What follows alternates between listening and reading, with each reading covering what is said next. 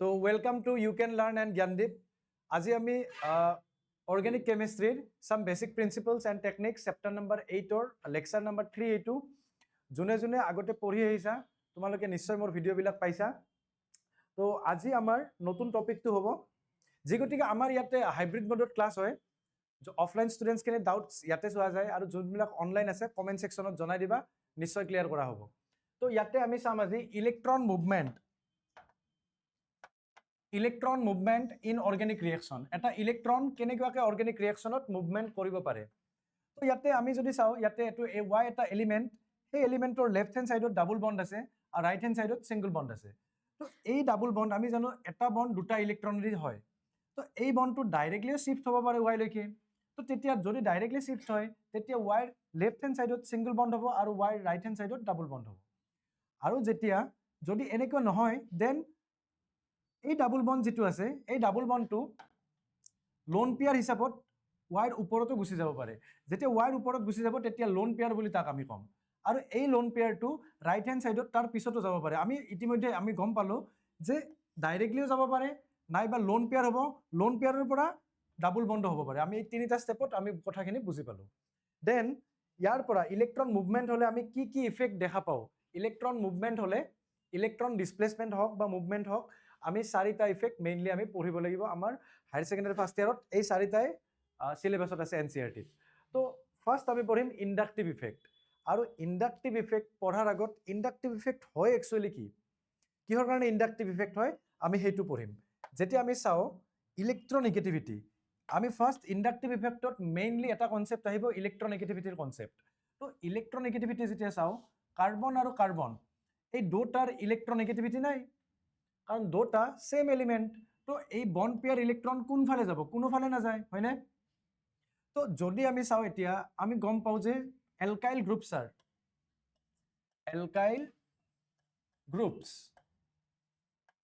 R electron donating. Alkyl groups যেনে CH3, C2H5 এইবিলাক হৈছে ইলেক্ট্ৰন ডনেটিং গ্ৰুপ। দেন হেলোজেনক কিহৰ দ্বাৰা বুজাম, X, হেলোজেন, NO2 এটচেট্ৰা, বা আমি আৰু লিখিব পাৰোঁ CN। এইবিলাক গ্ৰুপছ আৰ ইলেক্ট্ৰন উইথড্ৰয়িং।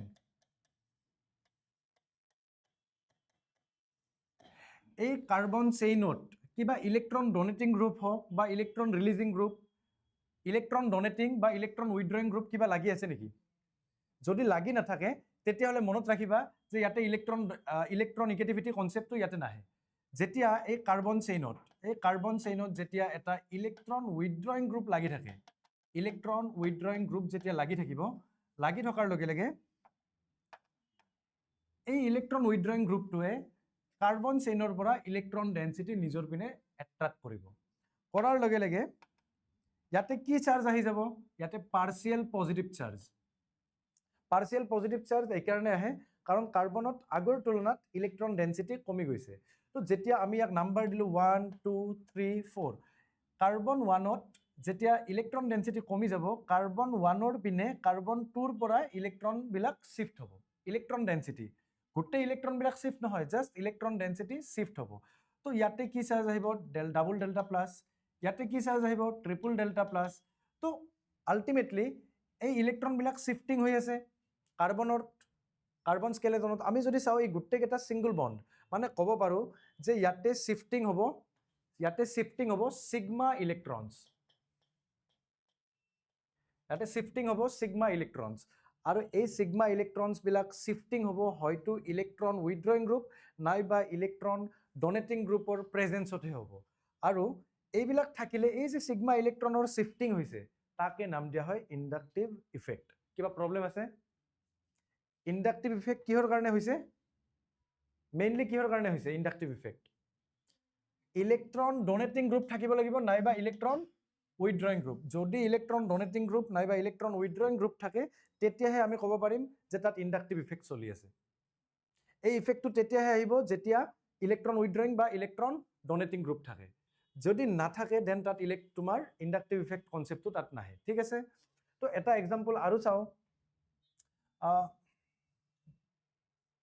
স্যাৰ আৰু গ'ল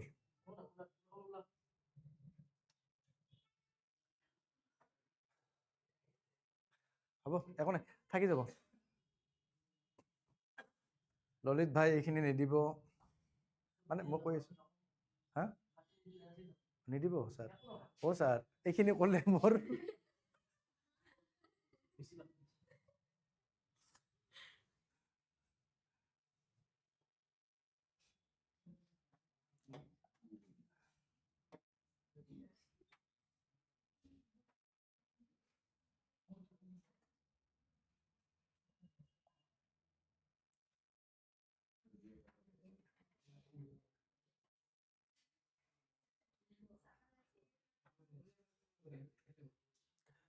আমাৰ একে মইনাৰ কি হৈছে দুখ মইনা আৰু বেছি দিন নাই ৰমজান মাহ আহি আছে তেতিয়া কি ক'বা আজিৰ পৰা অভ্যাসটো কৰা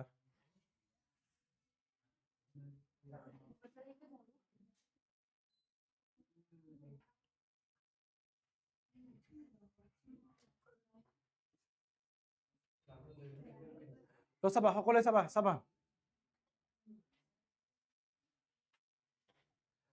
তো ইণ্ডাকটিভ ইফেক্টৰ এবাৰ ডেফিনেশ্যনটো সকলোৱে পঢ়ি লোৱা প্লিজ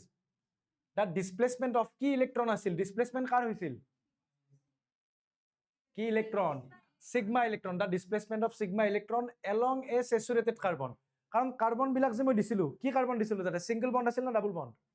গোটেইবিলাক সিংগল বন্ড আছিল সিংগল বন্ড মানে কি কাৰ্বন হয় saturated carbon chain whenever an এইটো মনত ৰাখিবা whenever an electron withdrawing or electron donating group is present electron donating group নাইবা ইলেক্ট্ৰন উইথড্ৰয়িং গ্ৰুপ থাকিব লাগিব তেতিয়া যেটো ইফেক্ট আহিব তাকে নাম দিয়া হ'ব কি ইফেক্ট ইন্ডাকটিভ ইফেক্ট ওকে তো মই লাস্ট টাইম মই দিছিলো ইলেক্ট্ৰন উইথড্ৰয়িং গ্ৰুপ যদি তোমাৰ ইলেক্ট্ৰন ডোনেটিং গ্ৰুপ থাকে যেনেকৈ ইয়াতে ধৰি লোৱা এটা ইলেক্ট্ৰন ডোনেটিং গ্ৰুপ আছে যেনেকৈ মই CH3 থাকা বুলি ধৰিলো CH3 এ নিজৰ ইলেক্ট্ৰন ডেনসিটি কাৰ পিনে ঠেলি দিব কাৰ্বনৰ পিনে এইটো 1 এইটো 2 এইটো 3 এইটো 4 এইটো 5 ধৰি লোৱা তো ইয়াতে কি চাৰ্জ আহিব ডেল্টা মাইনাস আহিব নে নাই কিয় ডেল্টা মাইনাস আহিল কাৰণ ইয়াত ইলেক্ট্ৰন ডেনসিটি আগৰ তুলনাত অলপ বাঢ়ি গ'ল নে নাই ওকে তো ইয়াতে কি আহিব ডাবল ডেল্টা স্যাৰ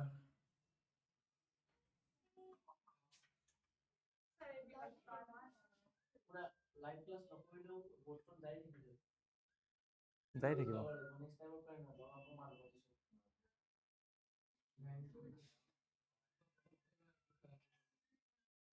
আগৰ ভিডিঅ'টোৰ লগত তাই কৰি দিলি হল ললিত ভাই আৰু যাব স্যাৰ 1 মিনিট নালাগে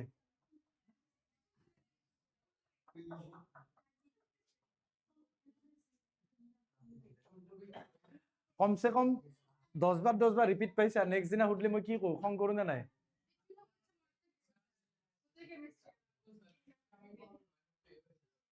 হ্যাঁ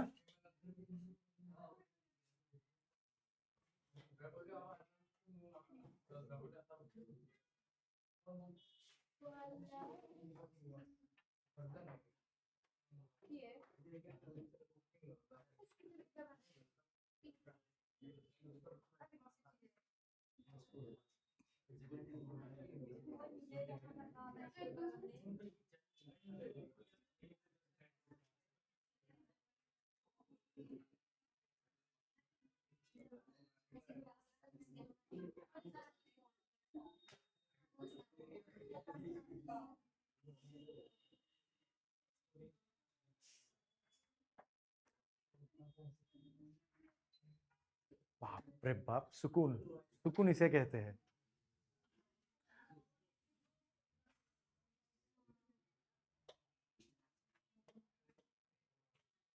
চাবা ইয়াতে ইলেক্ট্ৰন ডোনেটিং গ্ৰুপ থাকিলে কেনেকৈ হ'ব চাবা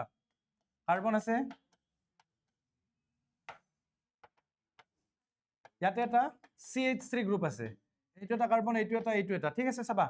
ইয়াক number 1 number 2 number 3 number 4 number 5 দিছো এই ইলেক্ট্ৰন ডোনেটিং গ্ৰুপটোৱে ইলেক্ট্ৰন ডেনসিটি বিলাক ঠেলি দি থাকিবনে তো ইয়াতে কি চাৰ্জ আহিব ডেল্টা মাইনাস ইয়াতে ডাবল ডেল্টা মাইনাস ইয়াতে ট্ৰিপল ডেল্টা মাইনাস হয়নে তো এটা কথা মনত কৰিবা এই ইন্ডাকটিভ ইফেক্ট এই সাবস্টিটুয়েন্টৰ পৰা কাৰ্বন চেইন যিমানে বাঢ়ি যাব ইন্ডাকটিভ ইফেক্টটো সিমান কমি যাব কিবা প্ৰবলেম আছে কাৰোবাৰ মই যদি সুধো ইয়াতে সবচে বেছি ইলেক্ট্ৰন ডেন্সিটি কোনটো কাৰ্বনত আছে C1 C2 C3 C4 C5 ক'ত বেছি আছে কাৰ্বন 1ত কাৰণ মই কৈছিলো যে ইন্ডাকটিভ ইফেক্ট যিমানে দূৰলৈকে গুচি যাই থাকিম ইন্ডাকটিভ ইফেক্ট সিমানে কমি গৈ থাকিব কিবা প্ৰবলেম আছে ইয়াতে ধুনীয়াকৈ নোটছত লিখা আছে This effect weakens steadily with increasing কি distance from the substituent এই substituentটোৰ পৰা distance যিমানে বাঢ়ি যাব ইয়াৰ ইন্ডাকটিভ ইফেক্ট সিমান কমি যাব ঠিক আছে দেন ইয়াতে লিখা আছে and actually becomes negligible after 3 carbon atoms তিনিটা কাৰ্বনৰ পিছত ইয়াৰ ইফেক্টটো একদম নেগলিজিবল হৈ যায় তো মনত থাকিব মই যে তিনিটা কাৰ্বনলৈকে দিছো 4 নম্বৰটোত কিয় দিয়া নাই কাৰণ 4 নম্বৰটোত স্যাৰ একদম নেগলিজিবল হৈ যাব তো সেই কাৰণে 4 নম্বৰ কাৰ্বনটোত দিয়াৰ দৰকাৰ নাই ঠিক আছে তো ধুনীয়াকৈ নোট কৰি লোৱা নেক্সট স্লাইড যাম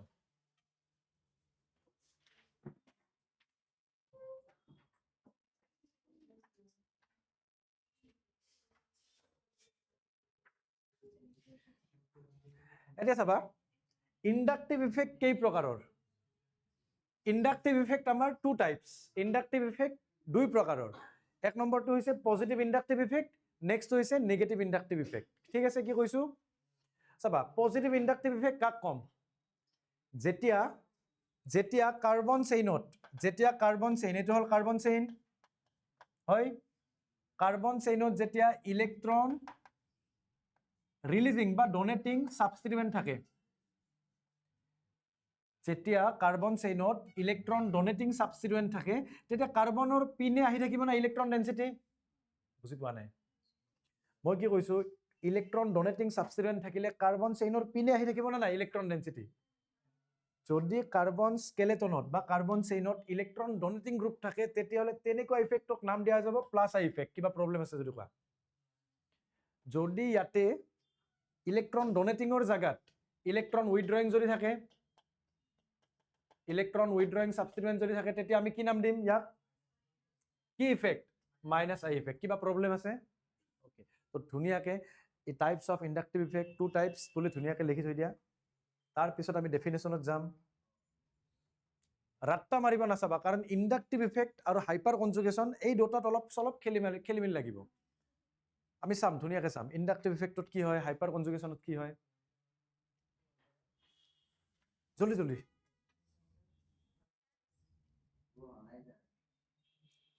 ক্লিয়াৰ বাহ আচ্ছা হিসিকেশন নাম লোৱা নাই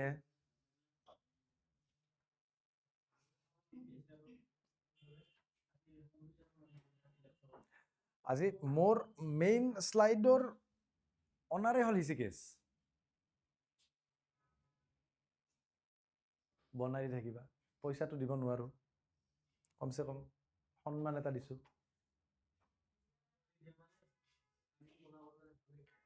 হৈছে তো চাবা আমি ফার্স্ট টাইম চাম পজিটিভ ইন্ডাকটিভ ইফেক্ট এটা কি লিখা আছে লাইন বাই লাইন পঢ়া লাইন বাই লাইন পঢ়া if the substituents attached to the end of the carbon chain মানে যদি কার্বন চেইনৰ গুটে লাষ্টৰ পিনে গুটে লাষ্ট এন্ড মানে কি সবচে শেষৰ পিনে যদি তোমাৰ ইলেক্ট্ৰন ডোনেটিং গ্ৰুপ থাকে তেতিয়া সেই ইফেক্টটো কি নাম দিম আমি কি নাম দিম পজিটিভ ইন্ডাকটিভ ইফেক্ট আমি এক্সাম্পল চাও এক্সাম্পল চাবা সকলোৱে যেনেকৈ CH3 বা আমি এটা জাস্ট কাৰ্বন স্কেলেটন বুলি ধৰিব পাৰি C1 বা ইয়াতে C4 C3 C2 C1 আৰু ইয়াতে CH3 আছে তো এই ইফেক্টটো কি নাম দিম কোৱা কিয় পজিটিভ কাৰণ ইয়াতে এটো কি প্ৰেজেন্ট আছে কাৰণ ইলেক্ট্ৰন ডোনেটিং গ্ৰুপ যদি তোমাৰ কাৰ্বন চেইনত প্ৰেজেন্ট থাকে এট দা এন্ড তেতিয়া আমি কি নাম দিম তাক পজিটিভ ইন্ডাকটিভ ইফেক্ট প্লাস আই ইফেক্ট কিবা প্ৰবলেম আছে ওকে তো ধুনীয়াকৈ লিখা আৰু প্লাস আই ইফেক্ট সবচে বেছি হ'ব কাৰণ আমি ধুনীয়াকৈ চাম মই কৈছো মানে এলকাইল গ্ৰুপছ বিলাকৰ পজিটিভ ইন্ডাকটিভ ইফেক্ট যথেষ্ট বেছি এলকাইল গ্ৰুপছবিলাকৰ পজিটিভ ইণ্ডাক্টিভ ইফেক্ট যথেষ্ট বেছি, কাৰণ এলকাইল গ্ৰুপছবিলাকে ইলেক্ট্ৰন ডনেটিং গ্ৰুপ হয়। এলকাইল গ্ৰুপছবিলাকে ইলেক্ট্ৰন ডনেটিং গ্ৰুপ হয়। য়েছ, ইলেক্ট্ৰন বেছিকৈ থকা নহয়, এলকাইল গ্ৰুপছবিলাকে ইলেক্ট্ৰন ডনেট কৰে। এলকাইল গ্ৰুপছবিলাকে যেনেকৈ তুমি ধৰা কিছুমান মানুহ আছে পইচা থাকিও ডনেশ্যন নকৰে, কিন্তু কিছুমান মানুহ আছে পইচা কম আছে কিন্তু ডনেশ্যন কৰে। তো এলকাইল গ্ৰুপছবিলাক তেনেকুৱা যে ডনেশ্যন কৰে, তাহাঁতে ইলেক্ট্ৰন ডনেশ্যন কৰে। হাইড্ৰজেনক আমি যদি ৰেফাৰেঞ্চ হিচাপত ধৰোঁ, হাইড্ৰজেনতকৈ মিথাইল গ্ৰুপছে বেছি ইলেক্ট্ৰন ডনেটিং, তাতকৈ ইথাইল গ্ৰুপ, তাতকৈ আইচোপ্ৰপাইল গ্ৰুপ, তাতকৈ টাৰ্চিয়াৰী বিউটাইল গ্ৰুপ বেছি ইলেক্ট্ৰন ডনেটিং হয়। যিমানে তোমাৰ এলকাইল গ্ৰুপটো ডাঙৰ হৈ যাব, ডনেশ্যন পাৱাৰ সিমানে বাঢ়ি যাব। ঠিক আছে, আমি অলপ দেৰিকৈ ষ্টেবিলিটি পইণ্ট অফ ভিউত চাম।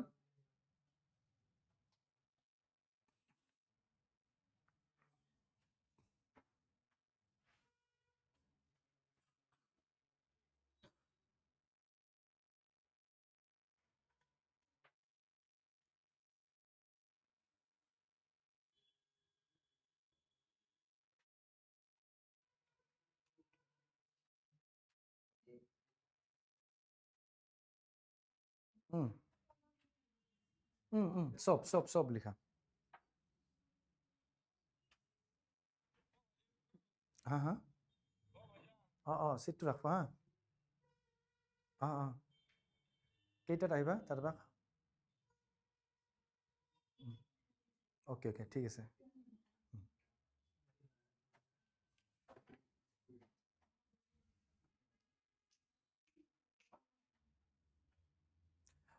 তো হৈ যাব, চাবা আমি ইয়াতে যদি চাওঁ, ফাৰ্ষ্টটোত যদি চাওঁ, চোৱা CH3 গ্ৰুপ আছে হয়নে? CH3 গ্ৰুপ আছে। নেক্সটটো কি আছে? তাতকে ডাঙৰ গ্ৰুপ আছে নে নাই? তাতকে আমি নেক্সটটো চাওঁ, চাবা CH3 CH2 গ্ৰুপ আছে। তো ই বেলেগৰ লগত লাগিলে ই কম, ইয়াতকৈ ই বেছি ঠেলিয়াব, বুজি পাইছা নে নাই? ইয়াতে এইটো মিথাইল গ্ৰুপ, এইটো কি গ্ৰুপ? ইথাইল। তো মিথাইল গ্ৰুপতকৈ ইথাইল গ্ৰুপে বেছি ইলেক্ট্ৰন পুছ কৰিব। समझ में आया? নেক্সট যদি ইয়াতে চোৱা, ইয়াতে এইটো কি গ্ৰুপ বুলি কয়? আইসোপ্ৰপাইল। কিয় আইসোপ্ৰপাইল? চোৱা CH আছে নে? ফাৰ্ষ্ট টাইম ব্ৰেকেটক দেখিলে ব্ৰেকেটক লিখিব মানা কৰিছিলো মই, মনত পৰে নে নপৰে? তো দেন আমি ফাৰ্ষ্ট টাইম কোন আছে? CH আছে। তাৰ আগৰ পিনে কিমানটা CH3 লাগি আছে? দুটা লাগি আছে নে নাই? এটা CH3, এইটো CH3। তো চাবা ইয়াতে ডোনেশ্যন চাবা, এই CH3 এ ডাবল ডোনেশ্যন কৰি আছে নে নাই মোক কোৱা? এই CH3 এ ডাবল ডোনেশ্যন কৰি আছে নে নাই? ইয়াতে এটা মিথাইল গ্ৰুপ আছিল, ইয়াতে এটা ইথাইল গ্ৰুপ আছিল, ইয়াতে কিন্তু কিমানটা মিথাইল গ্ৰুপ আছে কোৱা না? ডাবল আছে নে নাই? তো ইয়াৰ প্লাছ আই ইফেক্ট বেছি হ'ব। ঠিক আছে, তো ধুনীয়াকৈ লিখি লোৱা। ইয়াতে কিমানটা আছে মিথাইল গ্ৰুপ? তো যদি যিমানে মিথাইল গ্ৰুপ বাঢ়ি যাব, প্লাছ আই ইফেক্ট সিমানে বাঢ়ি যাব। অ'কে, তো ক্লিয়াৰ কৰা।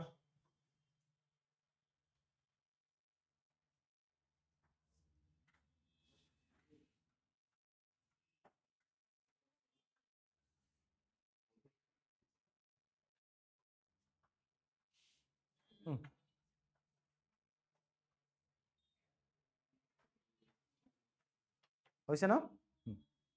চাবা এইবাৰ আহিব negative inductive effect. Negative inductive effect মানে কি? অলপ আগতে কৈছো, গম পাইছা, বুজি পাইছা? যেতিয়া কাৰ্বন চেইনত কি লাগি থাকে কোৱা? কাৰ্বন চেইনত কি লাগি থাকিব? ইলেক্ট্ৰন কি গ্ৰুপ? ইলেক্ট্ৰন উইথড্ৰয়িং মানে কি? কাৰ্বন চেইনৰ পৰা ইলেক্ট্ৰন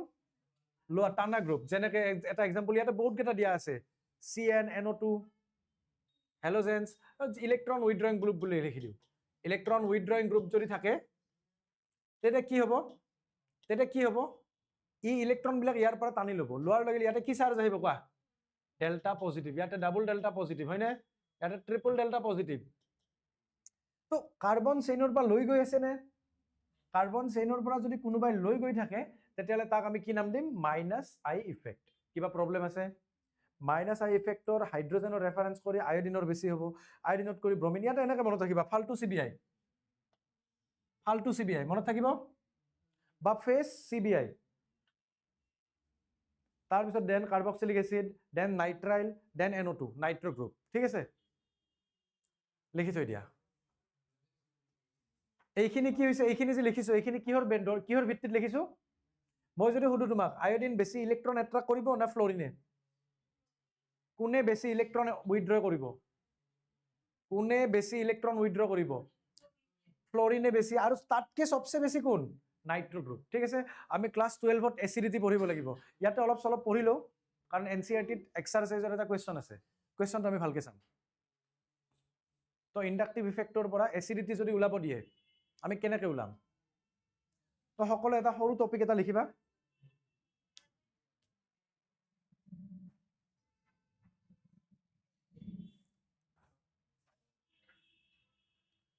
ओहो टाइपिंग मिस्टेक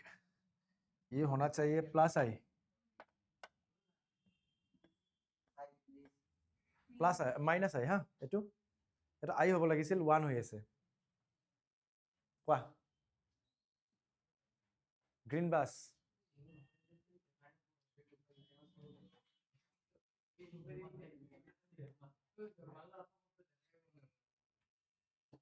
কি শব্দ দেখা পোৱা নাই তুমি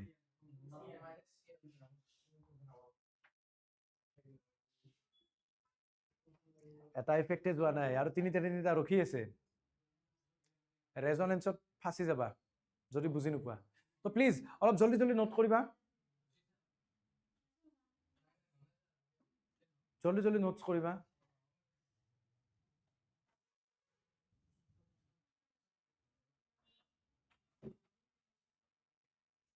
এটা চাম আমি এসিডিটি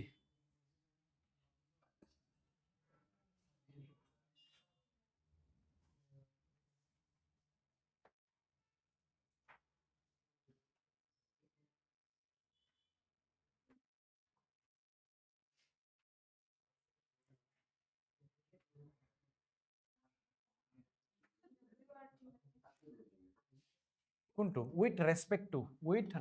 টু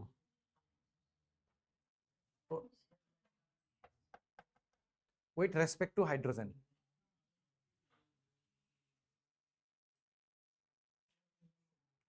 একদম প্ৰদীপছৰ নোটছ এইটো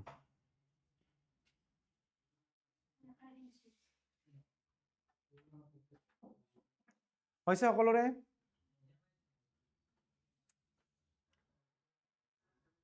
চাবা ইয়াৰ পিছত চাবা আমি এসিডিটি অলপ চাও হা এটা সৰু টপিক লিখা তাৰ আগত না আমি এটা কাম কৰো হা ষ্টেবিলিটিটো পঢ়িলো তো ষ্টেবিলিটিটো ফাৰ্স্ট টাইম পঢ়িলো দেন আমি চাম ঠিক আছে ইন্ডাকটিভ ইফেক্ট এটা কি হয় inductive effect is a permanent effect কিয় পার্মানেন্ট ইফেক্ট কাৰণ কাৰ্বন স্কেলেটনত কাৰ্বন চেইনত যেতিয়ালৈকে ইলেক্ট্ৰন উইথড্ৰয়িং গ্ৰুপ বা ইলেক্ট্ৰন ডোনেটিং গ্ৰুপ থাকিব এই ইফেক্টটো দেখা পোৱা যাবনে নাই তো সেইকাৰণে এইটো এটা কি ইফেক্ট বুলি কোৱা হয় পাৰ্মানেন্ট ইফেক্ট এমসিকিউ দি দিয়ে ইন্ডাকটিভ ইফেক্টটো পাৰ্মানেন্ট নে টেম্পোৰাৰি ইফেক্ট মনত ৰাখিবা ইন্ডাকটিভ ইফেক্টটো কিয় পাৰ্মানেন্ট ইফেক্ট কাৰণ যেতিয়ালৈকে এই ইলেক্ট্ৰন উইথড্ৰয়িং গ্ৰুপ বা ইলেক্ট্ৰন ডোনেটিং গ্ৰুপ থাকি যাব তেতিয়ালৈকে ইন্ডাকটিভ ইফেক্ট আমি দেখা পামে অপাৰেটিং ইন দা গ্ৰাউন্ড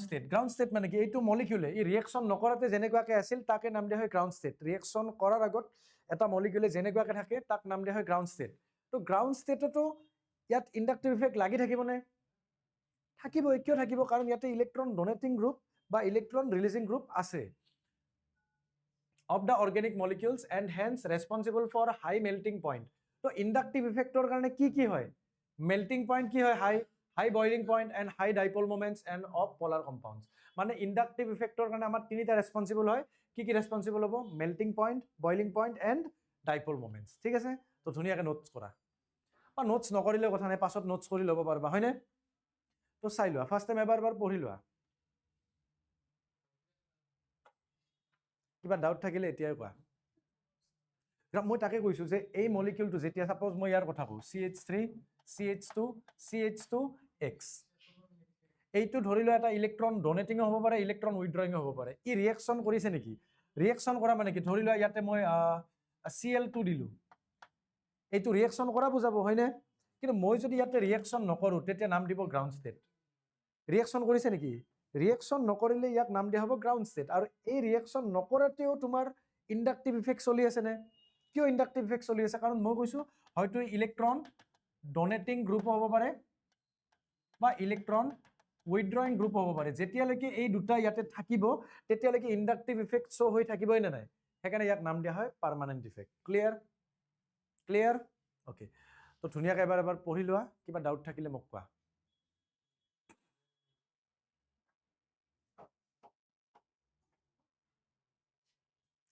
চাবা নেক্সট স্লাইড চাবা এপ্লিকেশনস অফ ইণ্ডাকটিভ ইফেক্ট আমি চাম ষ্টেবিলিটি অফ দ্য কাৰ পঢ়িব লাগিব ফাৰ্ষ্ট কাৰ্বকেটায়ন তো নাম্বাৰ 1তে লিখিম লিখা টপিক লিখা এইটো বস্তুটো আমি ভালকে একচুৱেলি আমি ইয়াতে নোটছ কৰিলে বেছি ভাল হ'ব সকলোৱে মোৰ লগত একেলগে লিখি লৈ যাবা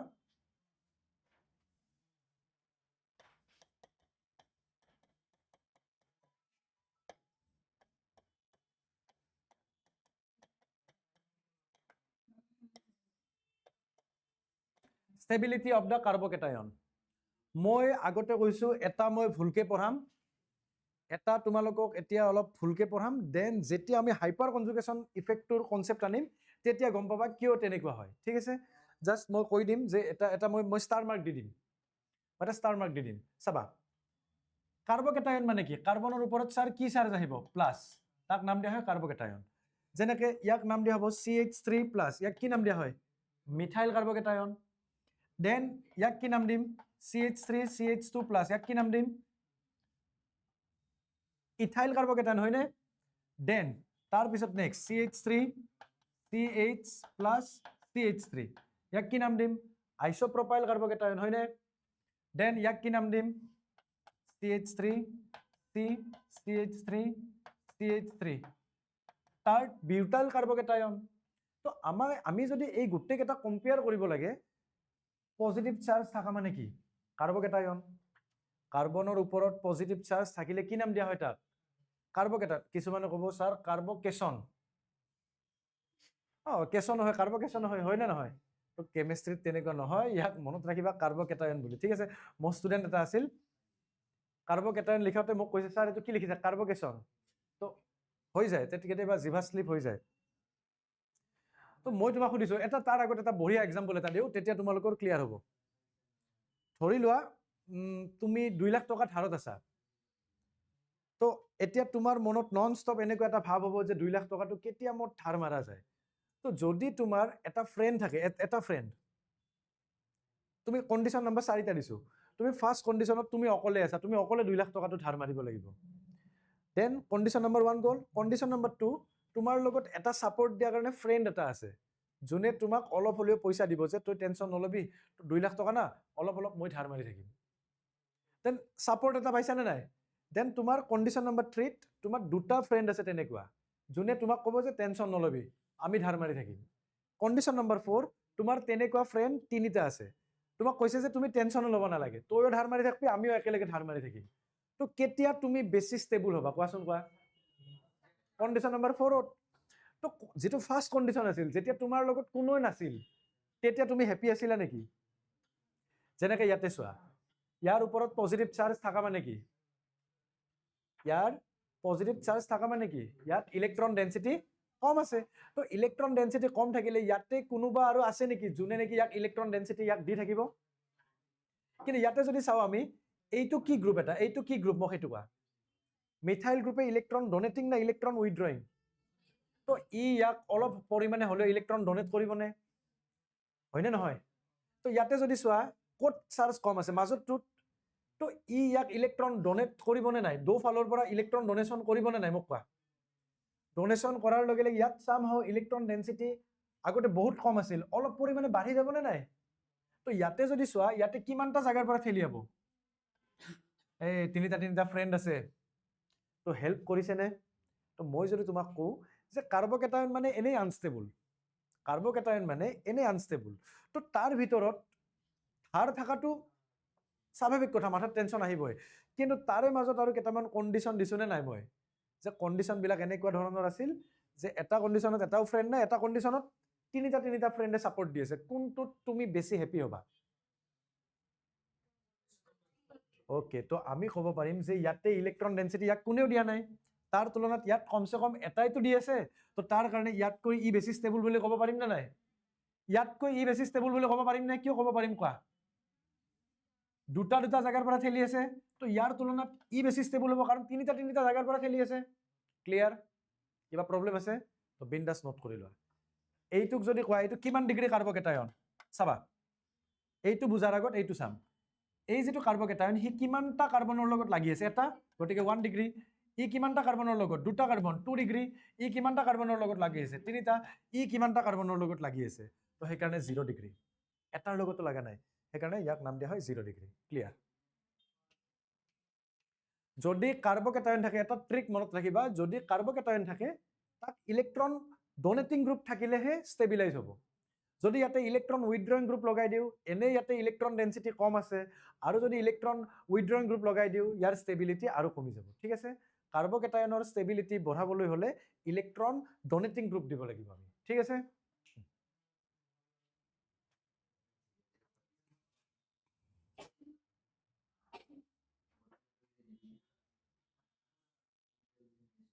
তো জলদি জলদি ক্লিয়াৰ কৰা বাস হৈ যাব দেন আমি নেক্সট চাম ষ্টেবিলিটি অফ কাৰ্বন আয়ন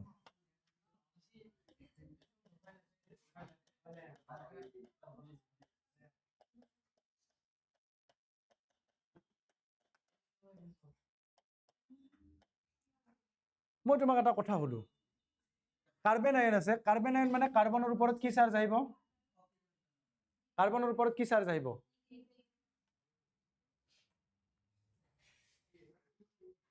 কাৰ্বনৰ ওপৰত নেগেটিভ চাৰ্জ আহিব না নাই তো ইয়াতে চাবা মই সাপোজ ইয়াতে তোমাক ধৰি লোৱা ইয়াতে CH3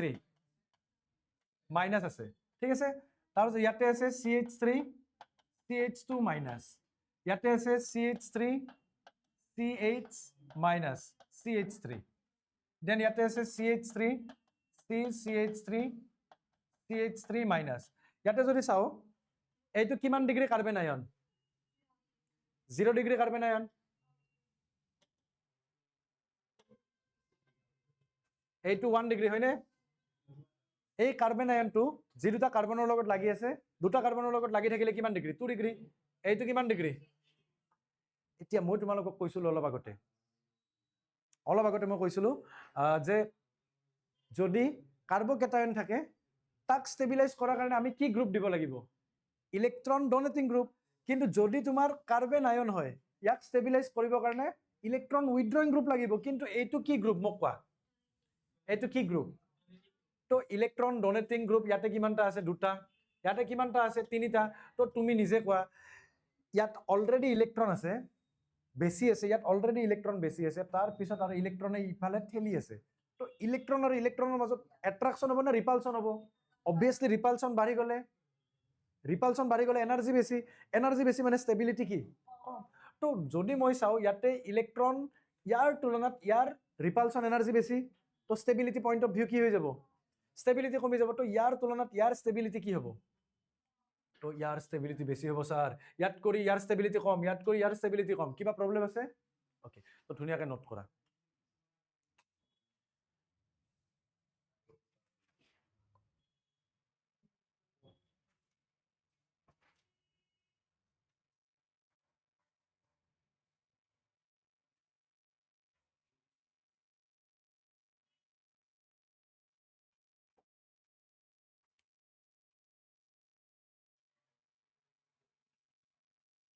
তো ঠিক আছে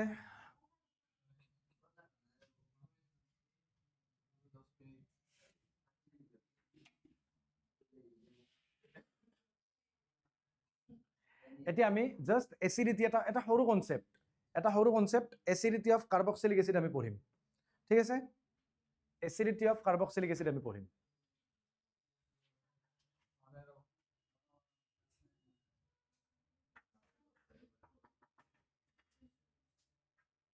জাস্ট সৰু 1 মিনিটৰ এটা কনসেপ্ট আছে চাবা টপিক এটা লিখিবা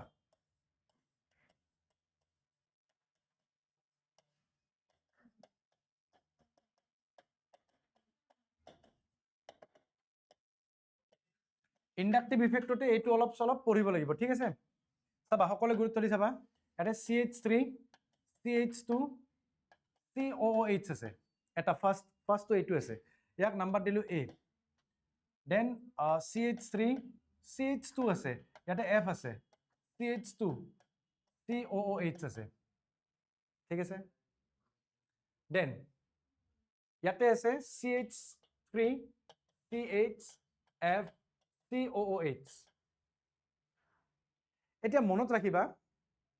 CH3 CH2 COOH আমি ইয়াক কিয় এসিড নাম দিছো কাৰ্বক্সিলিক এসিড ইয়াক কিয় নাম দিয়া যায় কাৰণ ইয়াৰে পৰা আমি ক্লাস 10 তো পঢ়ি আহিছো যে কোনোবাই যদি H+ এৰি দিয়ে তাক আমি কি নাম দিওঁ এচিড তো আমি যদি চাওঁ এই কাৰ্বক্সিলিক এচিডৰ পৰা ই H+ ৰিলিজ কৰিলে ইয়াতে আমাৰ থাকি যাব কি কোৱাচোন কোৱা ইয়াতে থাকি যাব কি যদি তোমাৰ ই H+ টো ৰিলিজ কৰে ইয়াতে কি থাকিব CH3 CH2 COO- থাকিবনে ইয়াতে কি থাকিব CH2F CH2 COO- থাকিবনে নাই নেক্সট ইয়াতে কি থাকিব CH3 CHF COO- থাকিবনে নাই ইয়াত এইটো নাম্বাৰ C এইটো নাম্বাৰ B হা ইয়াৰে পৰা যদি H+ ওলাই গুচি যায় ইয়াতে কি থাকিব চাৰ্জ মাইনাছ থাকিবনে নাই অক্সিজেন আৰু হাইড্ৰোজেন কাৰ ইলেক্ট্ৰনেগেটিভিটি বেছি অক্সিজেনে বন্ড পেয়াৰ আনাৰ লগে ইয়াতে মাইনাছ আৰু ইয়াতে কি প্লাছ এই বন্ডটো তেতিয়া থাকিব নেকি সেইকাৰণে COO- দেখা পাইছা নে নাই ওকে তো মই তোমাক কি ক'ব বিচাৰিছো যে ইয়াতে ইলেক্ট্ৰন ডেন্সিটি বেছি আছে নে কম আছে মই তাকে ক'ব বিচাৰিছো ইয়াতে ইলেক্ট্ৰন ডেন্সিটি কি আছে তো এইটো কি গ্ৰুপ কোৱাচোন কোৱা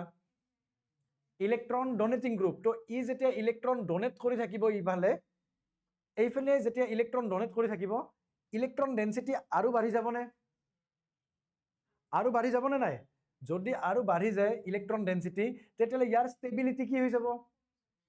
বুজি পাইছা না নাই যে ইয়াৰ ষ্টেবিলিটি কম হ'ব ঠিক আছে বুজি পালো দেন এইটো কি গ্ৰুপ কোৱাচোন কোৱা ইলেক্ট্ৰন ডোনেটিং নে ইলেক্ট্ৰন উইথড্ৰয়িং তো ই এটা ইলেক্ট্ৰন উইথড্ৰয়িং গ্ৰুপ তো ইয়াতে ইলেক্ট্ৰন ডেন্সিটি বেছি আছে ইয়াৰ পৰা ই কমসে কম ইয়াৰ পৰা টানিছে ই ইয়াৰ পৰা টানিব তো অলপ পৰিমাণে কাৰ্বক্সিলেট আয়নৰ পৰা ইলেক্ট্ৰন ডেন্সিটি অলপ পৰিমাণে কমি যাব তো কাৰ্বক্সিলেট আয়নৰ পৰা যেতিয়া ইলেক্ট্ৰন ডেন্সিটি কমি যায়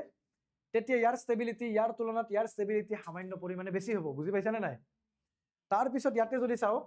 ফ্লোৰিন এটা কি হয় ইলেক্ট্ৰন উইথড্ৰয়িং গ্ৰুপ এগেইন তো ফ্লোৰিনে কাৰ পৰা টানিব CH ৰ পৰা টানিব CH কাৰ পৰা টানিব CO ৰ মাইনাছৰ পৰা তো ইয়াতে ইয়াৰ ইলেক্ট্ৰন ডেন্সিটি এনেই বেছি আছে ইয়াতে যদি ইলেক্ট্ৰন ডোনেটিং গ্ৰুপ দিও ইয়াৰ ষ্টেবিলিটি কমি যাব কিন্তু যদি ইলেক্ট্ৰন উইথড্ৰয়িং গ্ৰুপ দিও তেতিয়া ফ্লোৰিনে ইলেক্ট্ৰন ডেন্সিটি টানি লোৱাৰ পাছত ইয়াৰ ষ্টেবিলিটি কি হৈ যাব বেছি এটা তোমালোকক কৈছিলো যে ইন্ডাকটিভ ইফেক্ট সাবস্টিটুয়েন্টটো যিমানে দূৰত গৈ থাকিব ইন্ডাকটিভ ইফেক্ট বাঢ়ি যাব না কমি যাব obviously কমি যাব তো ইন্ডাকটিভ ইফেক্ট এই দুটাৰ তুলনাত আমিতো এটা কথা গম পালো যে ষ্টেবিলিটি পইণ্ট অফ ভিউত এই দুটাৰ তুলনাত ষ্টেবল কোন হ'ব ই হ'ব কিয় ইয়াতে ইলেক্ট্ৰন ডোনেটিং গ্ৰুপ আছে which is destabilize the carbocation এইটো যেটো তোমাৰ এইটো তোমাৰ হেই কাৰ্বক্সিলেট আয়ন আছে এই কাৰ্বক্সিলেট আয়নক ইলেক্ট্ৰন ডোনেটিং গ্ৰুপে ডিস্টেবিলাইজ কৰিব এই দুটাৰ ভিতৰত কোনে ষ্টেবল হ'ব এইটো বেছি ষ্টেবল হ'ব কিয় এইটো বেছি ষ্টেবল হ'ব কাৰণ ই ডাইৰেক্টলি ওচৰত আছে না নাই এই যেটো কাৰ্বক্সিলেট আয়ন আছে তাৰ ওচৰত আছে ই বেছিকে টানিব কাৰ্বক্সিলেট আয়নৰ ইলেক্ট্ৰন ডেন্সিটি বেছি আছিল অলপ কমাই দিব কমাই দিয়াৰ লগে লগে ষ্টেবিলিটি বেছি হৈ যাব समझ में आया তো তাৰ পৰা ক'ব পাৰো যে আমাৰ যেটো A আছে হেতু ষ্টেবিলিটি যদি চাও ষ্টেবিলিটি যদি চাও ষ্টেবিলিটি সবচে কম ষ্টেবল হ'ব কোন A সবচে কম ষ্টেবল হ'ব না নাই তাৰ তুলনাত তাৰ পিছত কোনে বেছি ষ্টেবল হ'ব B আৰু সবচে বেছি ষ্টেবল হ'ব কোন তো তাৰ পিছত এটা কথা খালি মনত নোট কৰিবা নাপাহৰিবা একদম কসম খাই লবা যে নাপাহৰো stability of the carboxylate ion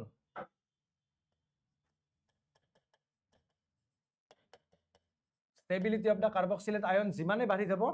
acidic strength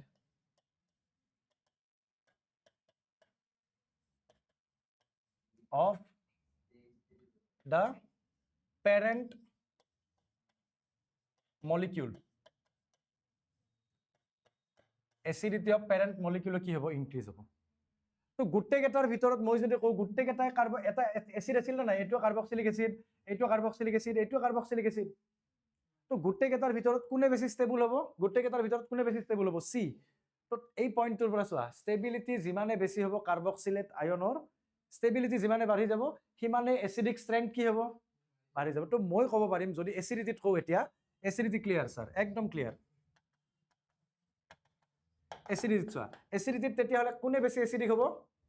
সি সবচেয়ে কম এসিডিক কোন এ তাৰ পিছত বি তাৰ পিছত কোন সি ক্লিয়াৰ বাস কোনটো বেছি এসিডিক হ'ব ক্ষাৰকীয় অম্লমূলক কোনে বেছি হ'ব অম্লকায় হ'ব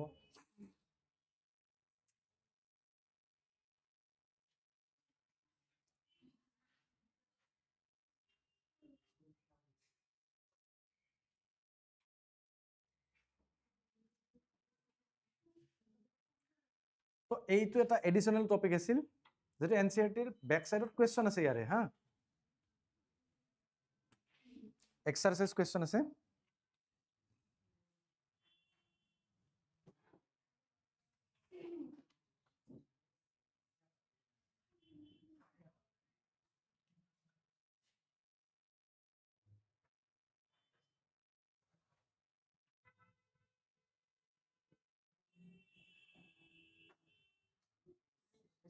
এক্সাৰসাইজ 8.17 টো ধুনিয়াকে সলভ কৰিবা আজি এক্সাৰসাইজ 8.17 এক্সাৰসাইজ 8.17 হোমৱৰ্ক থাকিল এসিডিক স্ট্ৰেংথত দিছে হা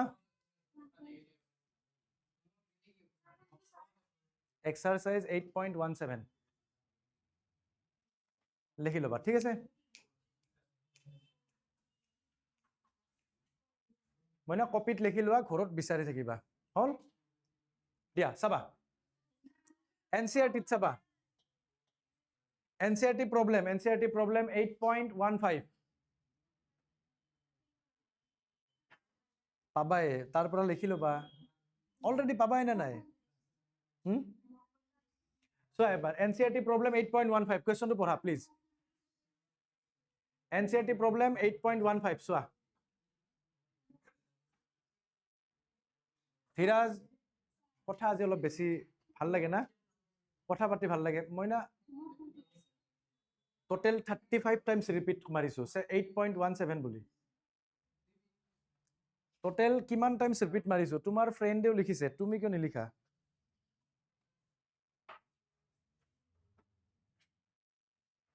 তো এনসিআৰটি প্ৰবলেম 8.15 টু সোয়া পঢ়িছোৱা কোয়েশ্চনটো কি কৈছে in which carbon dash carbon bond of CH3 CH2 CH2Br the inductive effect is expected to be least सबसे कम inductive effect কোড হ'ব কোনটো কোনটো কার্বনত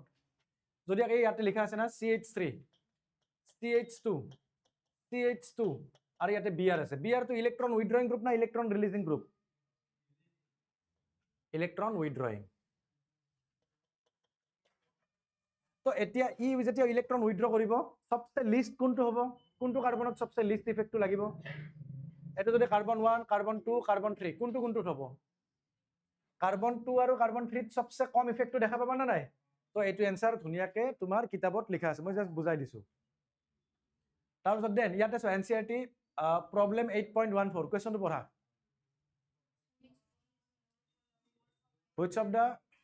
which bond is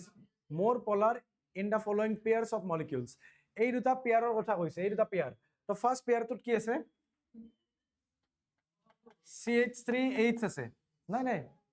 direct answer not বাই তিনটা বেলেগ বেলেগ কোয়েশ্চন তিনটা বেলেগ বেলেগ কোয়েশ্চন ইয়াতে এইটো কোয়েশ্চন আমি কম্পেয়ার কৰিম চাবা CH3H আছে CH3Br আছে মোৰ কথাটো না কি কৈছে মোৰ পলাৰৰ কথা কৈছে পলাৰ পলাৰ কেতিয়া কাৰ ওপৰত ডিপেন্ড কৰে পলাৰিটি কাৰ ওপৰত ডিপেন্ড কৰে ইলেক্ট্ৰনেগেটিভিটি তো ইয়াতে হাইড্ৰোজেন আছে ইয়াতে ব্ৰোমিন আছে কাৰ ইলেক্ট্ৰনেগেটিভিটি বেছি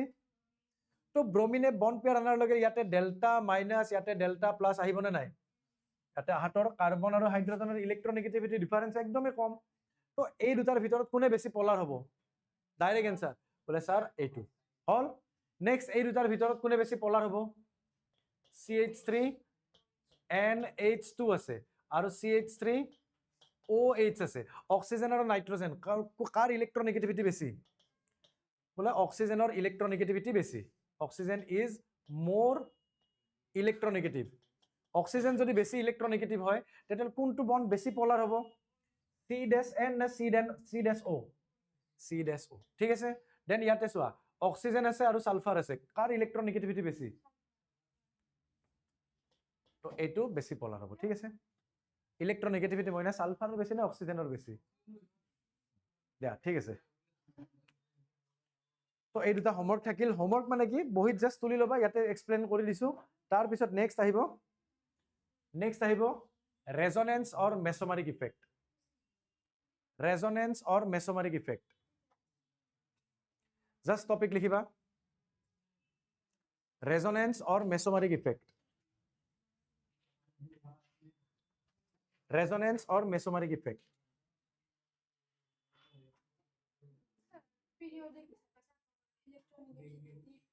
ডাউন দ্য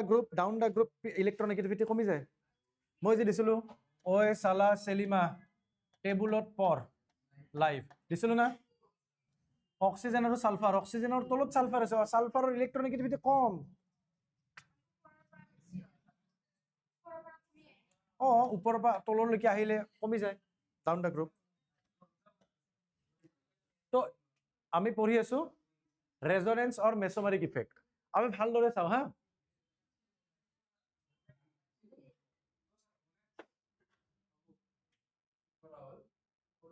যোৱা তুমি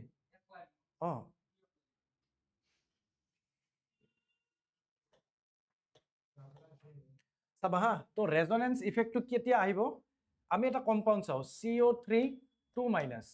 আমি লিউইছ ডট ষ্ট্ৰাকচাৰ ইয়াৰ জানোনে নাই? আমি ইয়াৰ লিউইছ ডট ষ্ট্ৰাকচাৰ লিখিব পাৰিম? মই যিমান দূৰ তোমালোকক পঢ়াইছিলো ইয়াৰ লিউইছ ডট ষ্ট্ৰাকচাৰ কেনেকুৱা আছিল? C ডাবল বন্ড O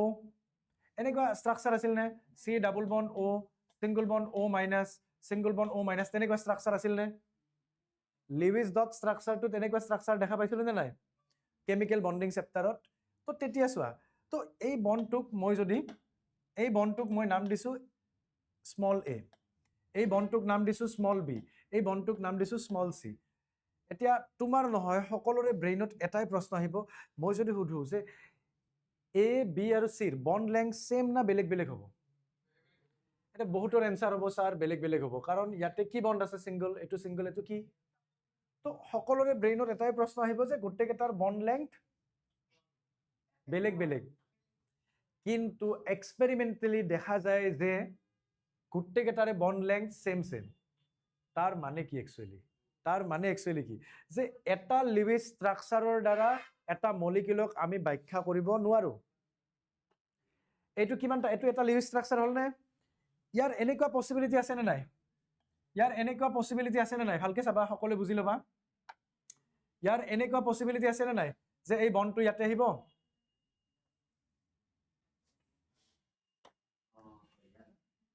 হয়, সকলোৱে ইয়াতে চোৱা, ইয়াতে প্লিজ প্লিজ ইয়াতে চাই থাকা।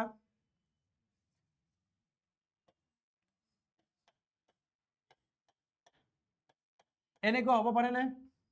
কাৰ্বনৰ এইফালৰ বন্ডটো কি দিছিলো মই? A, এইফালতো কি দিছিলো? C, ইয়াতে কি দিছিলো? B।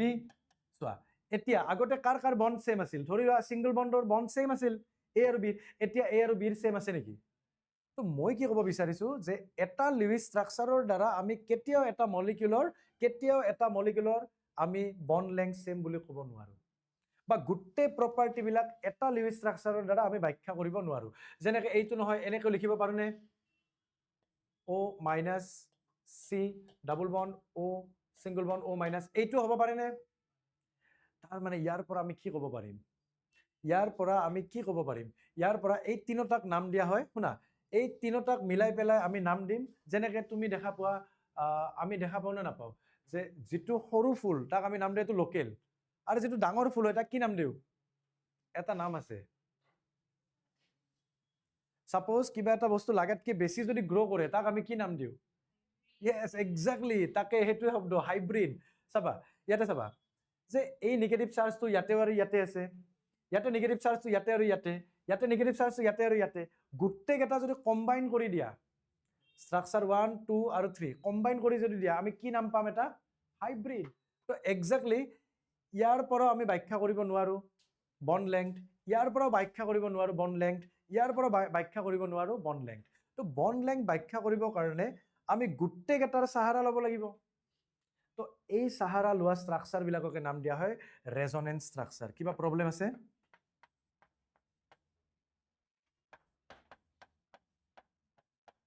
ৰেজনেন্স ষ্ট্ৰাকচাৰ অৰ কেননিকেল ফৰ্ম।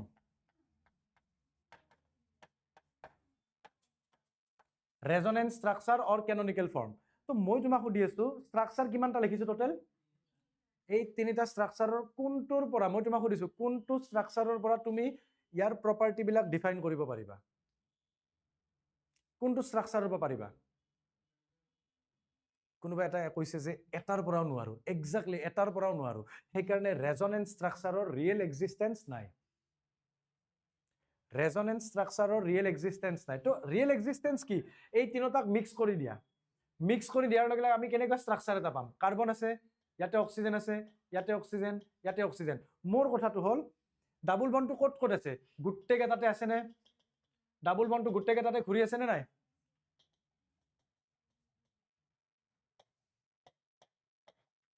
ডাবল বন্ডটো গোটেইকেইটাতে ঘূৰি আছে নে নাই মোক কোৱা তো ইয়াক নাম দিয়া হ'ব ইয়াতে ডেল্টা নিগেটিভ ইয়াতে ডেল্টা নিগেটিভ ইয়াতে ডেল্টা নিগেটিভ ইয়াক নাম দিয়া হ'ব ৰেজনেন্স হাইব্ৰিড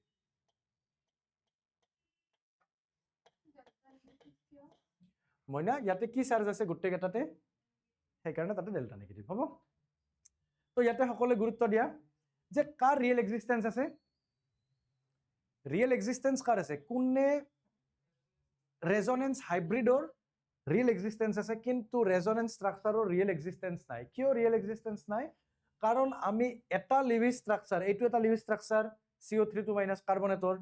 কাৰ্বনেট আয়নৰ এইটো এটা লিভিজ ষ্ট্ৰাকচাৰ কাৰ্বনেট আয়নৰ এইটো এটা লিভিজ ষ্ট্ৰাকচাৰ ঠিক আছে এই এটা লিভিজ ষ্ট্ৰাকচাৰৰ দ্বাৰা গোটেইকেইটা প্ৰপাৰ্টি আমি ব্যাখ্যা কৰিব পাৰিম নেকি গোটেই তাৰ প্ৰপাৰ্টি বিলাক এটা ষ্ট্ৰাকচাৰৰ পৰা ক'ব পাৰিম নেকি আমি কেতিয়াও নোৱাৰো তাৰ কাৰণে গোটেই ষ্ট্ৰাকচাৰ বিলাক আঁকা যায় আৰু গোটেই ষ্ট্ৰাকচাৰৰ মিক্স আপটো হ'ব কি ৰেজনেন্স হাইব্ৰিড আমি কোন না নকওঁ যে আমি কিবা এটা বস্তু হাইব্ৰিড বনাইছো হাইব্ৰিড মানে কি দুটা বস্তুৰ মিক্স আপ হয় বুজি পোৱা নাই তো ৰেজনেন্স হাইব্ৰিডৰ ৰিয়েল এক্সিষ্টেন্স আছে বাকি বিলাকৰ ৰিয়েল এক্সিষ্টেন্স নাই আৰু ৰিয়েল এক্সিষ্টেন্স নাই যে তাহাঁতক নাম দিয়া হয় ৰেজনেন্স ষ্ট্ৰাকচাৰ ঠিক আছে লিখা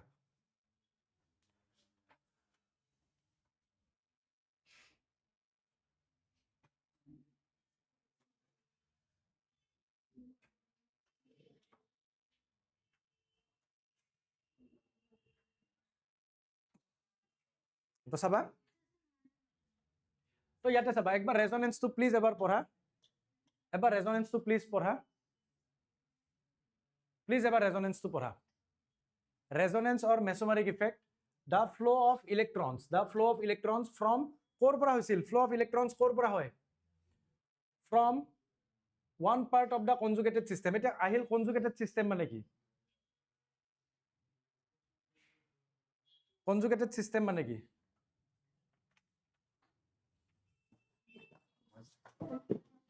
কনজুগেটেড চিষ্টেম মানে কি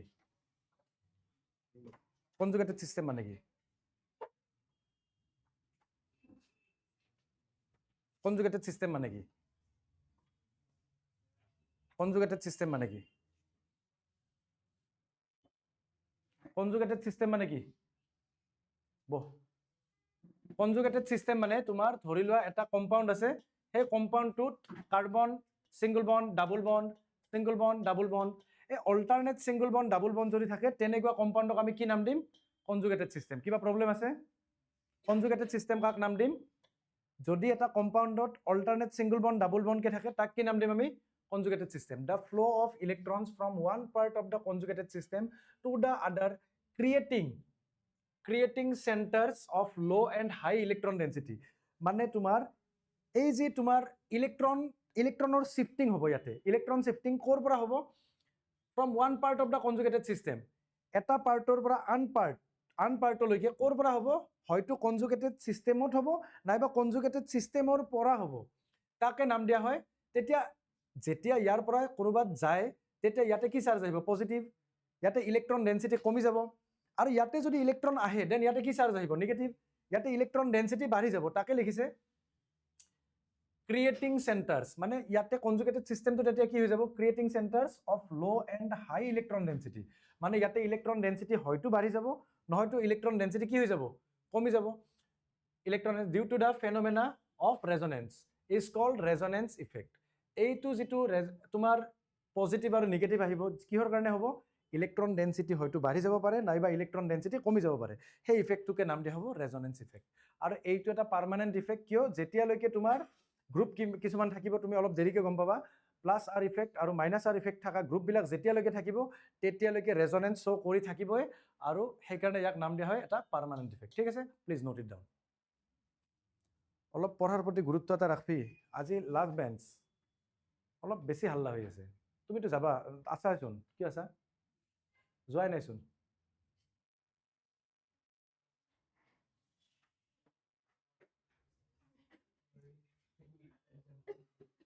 তো ইয়াতে ৰেজনেন্স ইফেক্ট কাৰ মাজত হয় ৰেজনেন্স ইফেক্ট কাৰ মাজত হয় এবাৰ ভালকে চাবা ৰেজনেন্স ইফেক্ট ইনভলভস কি ডিলোকেলাইজেশ্যন মানে কি তুমি নিজৰ জায়গাত এতিয়া বহি আছা তুমি হৈছা লোকেলাইজড কিন্তু মই ইয়াতেও আছো অলপ দেৰিকে তাতেও গৈছো অলপ দেৰিকে ইফালে আহিছো তো এইফালে যে ঘূৰি আছো তাক নাম দিয়া হ'ব কি ডিলোকেলাইজেশ্যন আৰু তুমি নিজৰ জায়গাত যে বহি আছা তোমাক কি নাম দিয়া হ'ব লোকেলাইজেশ্যন তো ইলেক্ট্ৰন শিফটিং হলে লোকেলাইজেশ্যন হ'ব না ডিলোকেলাইজেশ্যন হ'ব ওকে তাকে কৈছো যে ডিলোকেলাইজেশ্যন অফ পাই ইলেক্ট্ৰনছ ইয়াতে মনত ৰাখিবা ডিলোকেলাইজেশ্যন অফ কি ইলেক্ট্ৰনছ হ'ব লাগিব পাই electrons towards the conjugated system তো কনজুগেটেড সিস্টেমলৈকে বা ফ্ৰম দ্য কনজুগেটেড সিস্টেম মনত ৰাখিবা কোনবিলাক ইলেক্ট্ৰন ট্ৰান্সফাৰ হ'ব পাই ইলেক্ট্ৰন নাম্বাৰ 1 পইণ্ট এই নাম্বাৰ 1 পইণ্টটো মনত ৰাখিবা যে অকল কোনবিলাক ট্ৰান্সফাৰ হ'ব পাই ইলেক্ট্ৰনছ ঠিক আছে next 2 number point delocalization of lone pair along the conjugated system তাৰ মানে পাই ইলেক্ট্ৰন হ'ব পাৰে নেক্সট পইণ্টত কি বুজি পালো আমি কোনে ট্ৰান্সফাৰ হ'ব পাৰে লোন পেয়াৰ ট্ৰান্সফাৰ হ'ব পাৰে নেক্সট ডিলোকেলাইজেশ্যন অফ নেগেটিভ চাৰ্জ আমি গোটেইকেইটাৰে এটা এক্সাম্পল লৈ পেলাই কৰিম গোটেইকেইটাৰে এটা এক্সাম্পল ল'ম যে যেনেকৈ চাবা ইয়াতে এটা এক্সাম্পল ল'লো যে CL এটা এক্সাম্পল ল'লো বেনজিন এটা কনজুগেটেড সিস্টেম হয় নে নহয় কোৱা বেনজিন এটা কনজুগেটেড সিস্টেম হয় নে নহয় তো ইয়াতে alternate double bond single bond আছে তো গতিকে ইয়াক কি নাম দিম কনজুগেটেড সিস্টেম এই ক্লোৰিনটো যেতিয়া ইয়াতে আহিব এইটো কি পেয়াৰ আছিল লোন পেয়াৰ আছিল না এইবিলাক এটা lone pair electron towards the conjugated system আহিছে নে টুৱাৰ্ডছ দ্য কনজুগেটেড সিস্টেম আহিছে নে নাই লোন পেয়াৰ তো লোন পেয়াৰো কনজুগেটেড সিস্টেমত আহিব পাৰে নাইবা বন্ড পেয়াৰো আহিব পাৰে নাইবা পাই ইলেক্ট্ৰনছো আহিব পাৰে নাইবা নিগেটিভ চাৰ্জো আহিব পাৰে নিগেটিভ চাৰ্জ মানে এটো হল ফিনক্সাইড আয়ন তো ফিনক্সাইড আয়নত ইলেক্ট্ৰন এনেকুৱাকে থাকে তো ইও দিব পাৰে না নাই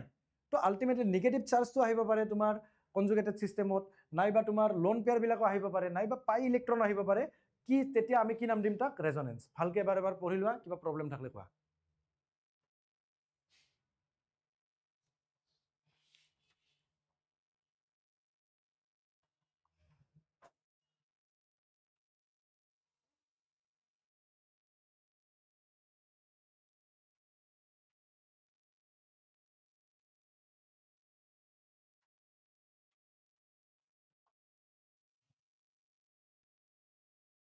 পঢ়ি লোৱা এবাৰ ভালকে পঢ়ি লোৱা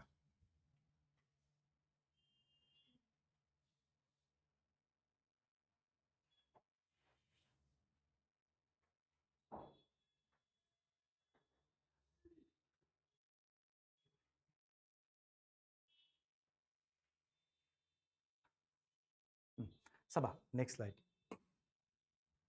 তো ৰেজনেন্স ইফেক্ট দুই প্ৰকাৰৰ এটা হৈছে প্লাছ আৰ ইফেক্ট এটা হৈছে মাইনাছ আৰ ইফেক্ট যেতিয়া কনজুগেটেড সিস্টেমৰ পিনে কোনোবা গ্ৰুপে যদি কনজুগেটেড সিস্টেমৰ পিনে ইলেক্ট্ৰন ডেন্সিটি ঠেলি দিয়ে তাক নাম দিম আমি কি প্লাছ আৰ ইফেক্ট ঠিক আছে আৰু যদি কনজুগেটেড সিস্টেমৰ পৰা লৈ লয় ইলেক্ট্ৰন ডেন্সিটি তেতিয়া তাক নাম দিম মাইনাছ আৰ ইফেক্ট ঠিক আছে আৰু এবাৰ কৈ দিছো যে যদি তোমাৰ কনজুগেটেড সিস্টেম মানে বুজি পাইছা alternate double bond single bond থাকিব লাগিব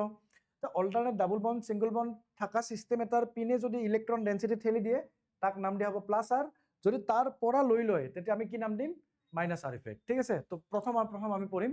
পজিটিভ ৰেজনেন্স ইফেক্ট অৰ প্লাছ আৰ ইফেক্ট তো প্লিজ সকলো এবাৰ পঢ়ি চোৱা এইটো লাইনটো ভালকে চাবা groups which donate electron pair to the double bond or to a conjugated বুজি পাইছা না or to a aromatic system এই conjugated systemৰ পিনে ইলেক্ট্ৰন কি কৰি আছে ডোনেট কৰি আছে না নাই conjugated systemৰ পিনে যদি ইলেক্ট্ৰন ডোনেট কৰা যায় তেতিয়া তাক কি নাম দিম আমি কি ইফেক্ট প্লাছ আৰ ইফেক্ট ঠিক আছে আৰু যদি conjugated systemৰ পৰা লৈ লয় তেতিয়া কি ইফেক্ট হ'ব মাইনাছ আৰ ইফেক্ট তো প্লাছ আৰ ইফেক্ট দেখুৱা বহুত কেইটা আছে না নাই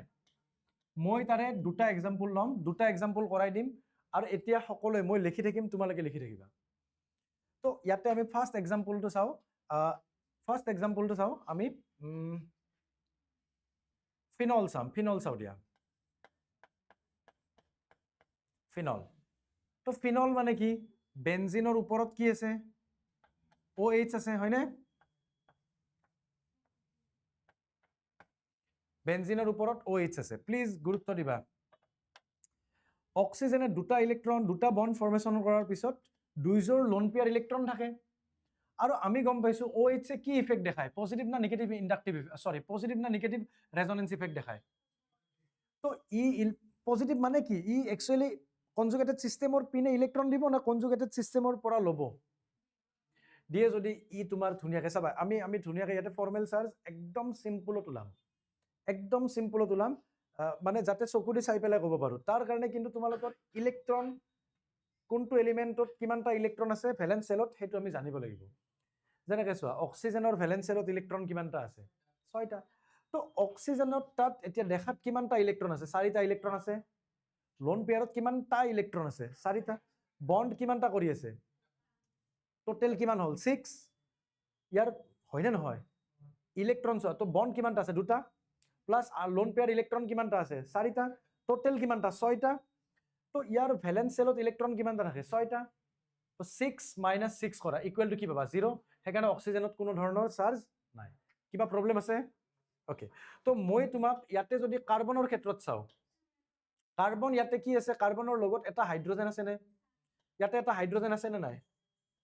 এই হাইড্ৰোজেন এটা আছে এই কাৰ্বনে কিমানটা বন্ড কৰি আছে মোৰ কথাটো হল কাৰ্বনৰ ভ্যালেন্স সেলত ইলেক্ট্ৰন কিমানটা আছে ওকে কাৰ্বনৰ ভ্যালেন্স সেলত ইলেক্ট্ৰন আছে 4টা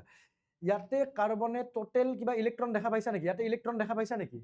যেনেকৈ অক্সিজেনত লোন পেয়াৰ ইলেক্ট্ৰন আছিল ইয়াতে কাৰ্বনত লোন পেয়াৰ ইলেক্ট্ৰন নাই লোন পেয়াৰ ইলেক্ট্ৰন নাথাকিলে টোটাল বন্ড কাউন্ট কৰিব লাগিব টোটাল বন্ড কিমানটা আছে তো আমি 4 - 4 কৰিম ইকুৱেল কি হ'ব কিবা প্ৰবলেম আছে যদি কোৱা কাৰোবাৰ এনেকুৱাকে শৰ্টকাট ট্ৰিকত আমি ফৰ্মেল চাৰ্জ ওলাব পাৰো নেক্সট তুমি যদি চোৱা যে হাইড্ৰোজেন ইয়াৰ ফৰ্মেল চাৰ্জ কিমান হ'ব একদম সিম্পল এই হাইড্ৰোজেনে টোটাল বন্ড কিমানটা কৰাৰ আগত ইয়াৰ ভ্যালেন্স সেলত কিমানটা ইলেক্ট্ৰন থাকে এটা হয় না দুটা হিলিয়ামৰহে কৈছা তো হাইড্ৰোজেনৰ এটা থাকে কিমানটা বন্ড কৰি আছে এটা কিবা লোন পেয়াৰ ইলেক্ট্ৰন দেখা পাইছা নেকি ইয়াতে তো 1 - 1 ইকুৱেল টু কি 0 তো আমি যদি চাও অক্সিজেন হওক হাইড্ৰোজেন হওক বাকি কাৰ্বন কেইটাটো হওক কৰবাত কিবা ফৰ্মেল চাৰ্জ কিবা মাইনাস বা প্লাসত আছে নেকি গোটেই কেইটাৰে 0 হৈ আছে নে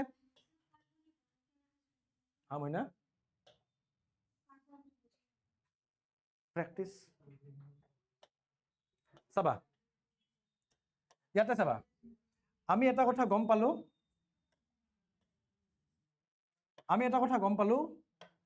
যে OH যেটো গ্ৰুপ আছে হি ইলেক্ট্ৰন ডেন্সিটি কি কৰিব তাৰ ইলেক্ট্ৰনছ বিলাক কোনফালে শিফট কৰিব কোৱা কনজুগেটেড সিস্টেমৰ পিনে শিফট কৰিল কৰাৰ লগে লগে কিমানটা বন্ড কৰি আছিল ইতিমধ্যে কাৰ্বনটোৱে এটা দুটা তিনিটা চাৰিটা কৰি আছিল নে দুটা ইলেক্ট্ৰন আহিল মানে ইয়াতে ডাবল বন্ড হল টোটাল কিমানটা বন্ড হৈ যাব 5টা পসিবল নেকি তেতিয়া ইয়াৰ এই পাই ইলেক্ট্ৰনটো বাহিৰৰ পিনে গুচি আহিব আহাৰ লগে লগে কেনেকুৱা ষ্ট্ৰাকচাৰ পাম সকলে গুৰুত্ব দি চাবা ইয়াতে অক্সিজেন আৰু হাইড্ৰোজেন আগতে কিমানটা ইলেক্ট্ৰন আছিল 4টা দুটা ইলেক্ট্ৰনটো ভিতৰত আহিল মানে কি ইয়াতে কি বন্ড হৈ যাব ডাবল বন্ড আগতে সিঙ্গল বন্ড আছিল না নাই এই দুটা ইলেক্ট্ৰন আহাৰ লগে ইয়াৰ মাজত কি বন্ড আহি যাব তো তাৰ পিছত হা মই বুজাই দি আছো বঢ়িয়া তো ইয়াতে দুটা ইলেক্ট্ৰন আৰু আছে নে ওকে তাৰ পিছত এইটো যেতিয়া বাহিৰত আহিব ইয়াতে দুটা ইলেক্ট্ৰন আছে নে নাই কিবা প্ৰবলেম আছে এই বন্ডটো বাহিৰত গুচি আহিল বাকি বন্ড বিলাক যোন জায়গাত আছিল সেই জায়গাতে আছে নে এতিয়া আমি জাস্ট একদম শৰ্টকাটত আমি ফৰ্মেল চাৰ্জ বাহিৰ কৰিম অক্সিজেনত ভ্যালেন্স সেলত কিমানটা ইলেক্ট্ৰন থাকে 6টা এতিয়া কিমানটা আছে দুটা আৰু টোটাল বন্ড কিমানটা তিনিটা 6 - 5 ইকুৱেল টু কিমান হ'ব তো কি 1 + 1 না -1 সেই কাৰণে ইয়াৰ ওপৰত কি চাৰ্জ দিয়ে স্যাৰ পজিটিভ কিবা প্ৰবলেম আছে আমি যিমানটা ৰেজনেন্স ষ্ট্ৰাকচাৰ পাম ইয়াৰ ওপৰত কি দেখা পাম পজিটিভ চাৰ্জ দেখা পাম কিবা প্ৰবলেম আছে নেকি তো তাৰ পিছত চাম এই কাৰ্বনৰ ফৰ্মেল চাৰ্জ 4 হ'ব সাইডৰ কাৰণে কাৰণ কিয় দুটা বন্ড আছে আৰু তলৰ পিনে দুটা বন্ড টোটাল বন্ড কিমানটা ওকে তো ইয়াতে যদি চোৱা এই কাৰ্বনে টোটাল বন্ড কিমানটা কৰি আছে নো তিনিটা কিয় তিনিটা কাৰণ গোটেই কেইটাতে একো নাই মানে আগত এটা হাইড্ৰোজেন আছে নে কাৰণ গোটেই বেনজিনতে গোটেই কেইটা কাৰ্বনতে এটা হাইড্ৰোজেন আছে নে নাই বুজি পোৱা নাই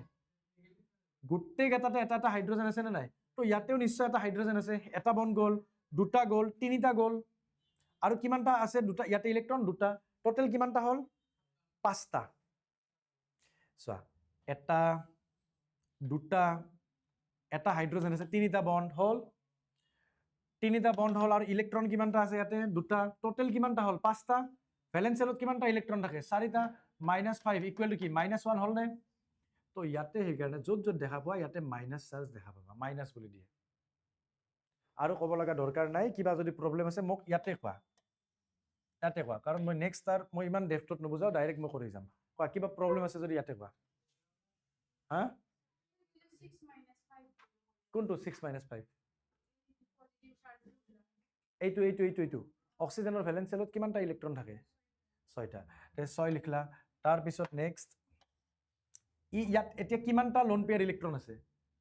দুটা আছে তো কি কৰা 2 মাইনাস কিমানটা বন্ড আছে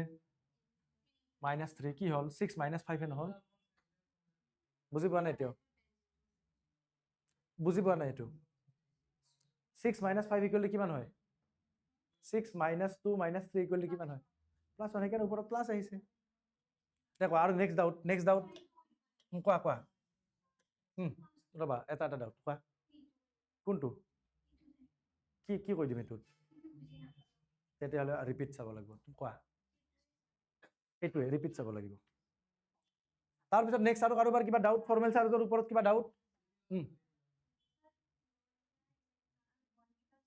yes exactly lone pair electron আৰু বন্ড চাব লাগিব নালাগে বন্ডৰ ইলেক্ট্ৰন নহয় লোন পেয়াৰ ইলেক্ট্ৰন কিমানটা আছে আৰু বন্ড কিমানটা আছে ঠিক আছে এইটো চেপ্টাৰ নম্বৰ 4 ত চাগে মই পুৰা ডেফটত বুজাই দিছিলো ফৰ্মেল চাৰ্জ আমি ষ্টুডেন্ট মানুহ পাহাৰাটো স্বাভাৱিক কথা হয় না মইনা ষ্টুডেন্ট পাহাৰিম আমি কি আছে ছাৰে তো 10 বাৰ ক'লে 10 বাৰ বুজাই দিব 20 বাৰ ক'লে 20 বাৰ বুজাই দিব কি আছে তো দেন চাবা এই বন্ডডাল এই যে তোমাৰ ইলেক্ট্ৰন আছে ইয়াতে ইলেক্ট্ৰন ডেন্সিটি বেছি আছে না কম আছে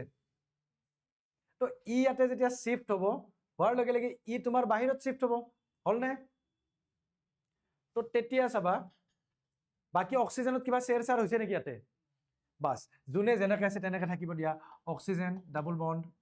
হাইড্ৰোজেন ইয়াতে পজিটিভ চাৰ্জ চাবা ই যেতিয়া ইয়াতে সোমাল মই যে কৈছিলো শিফটিং অফ কি লোন পেয়াৰ হ'ব পাৰে বুলি কৈছিলো না নাই তো ইয়াতে লোন পেয়াৰটো ভিতৰত আহিল দেন এই পাই ইলেক্ট্ৰনটো বাহিৰত আহিল না নাই বাকি এই বন্ডত কিবা শেয়াৰ হৈছে নেকি এই বন্ডটো কিবা শিফটিং হৈছে নেকি তো যোনে যেনেকৈ আছে তেনেকৈ থাকিব দিয়া কিবা প্ৰবলেম আছে যদি কোৱা কিবা প্ৰবলেম আছে যদি কোৱা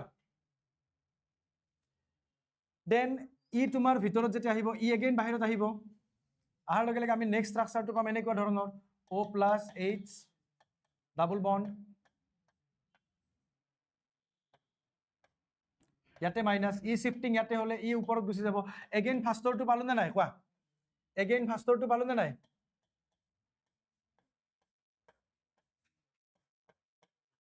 এগেইন ফাৰ্ষ্টৰটো পালো চোৱা বুজা নাই এইটো যে ইয়াতে যে ইলেক্ট্ৰন আছে ইলেক্ট্ৰন দুটা থাকাই মই মাইনাস দিছো কাৰণ ইলেক্ট্ৰন ডেন্সিটি বাঢ়ি গৈছে না নাই এনে থাকে কিমানটা চাৰিটা ভ্যালেন্স শেলত এটা কিমান পাইছো মই ফৰ্মেল চাৰ্জ 5 4 - 5 = -1 সেইকাৰণে যে মাইনাস দিয়া গৈছে হ'ব ধুনীয়াকৈ চাই লোৱা কিবা প্ৰবলেম আছে যদি চোৱা ইয়াৰ পিছত এটা আৰু মই positive inductive positive resonance effect আৰু এটা চাম পজিটিভ ৰেজনেন্স ইফেক্ট আৰু এটা চাম নালাগে পাছত লিখি ল'বা এতিয়া নালাগে ফাৰ্ষ্টতে নিলিখিলা যদি দৰকাৰ নাই থাকিব নিশ্চয় ৰেকৰ্ডিঙত গোটেই থাকি যাব নিদিয়ে পিডিএফত কিয় লাগে ৰেকৰ্ডিঙত পাবাতো গোটেইখিনি তো ঠিক আছে তাৰপিছত নেক্সট চাবা মই এটা আৰু এক্সাম্পল লওঁ মই এইবাৰ এইটোহে ল'লো নেক্সট কোনটো ল'ম কোৱা যিকোনো এটা কোৱা অক্সিজেন থকা এটা ল'লো ন তো ইয়াক নলওঁ NH2 চাওঁ আমি এনিলিন চাম এনিলিন ৰেজনেন্স অফ কি চাম মই না NHR ঠিক আছে ৰেজনেন্স অফ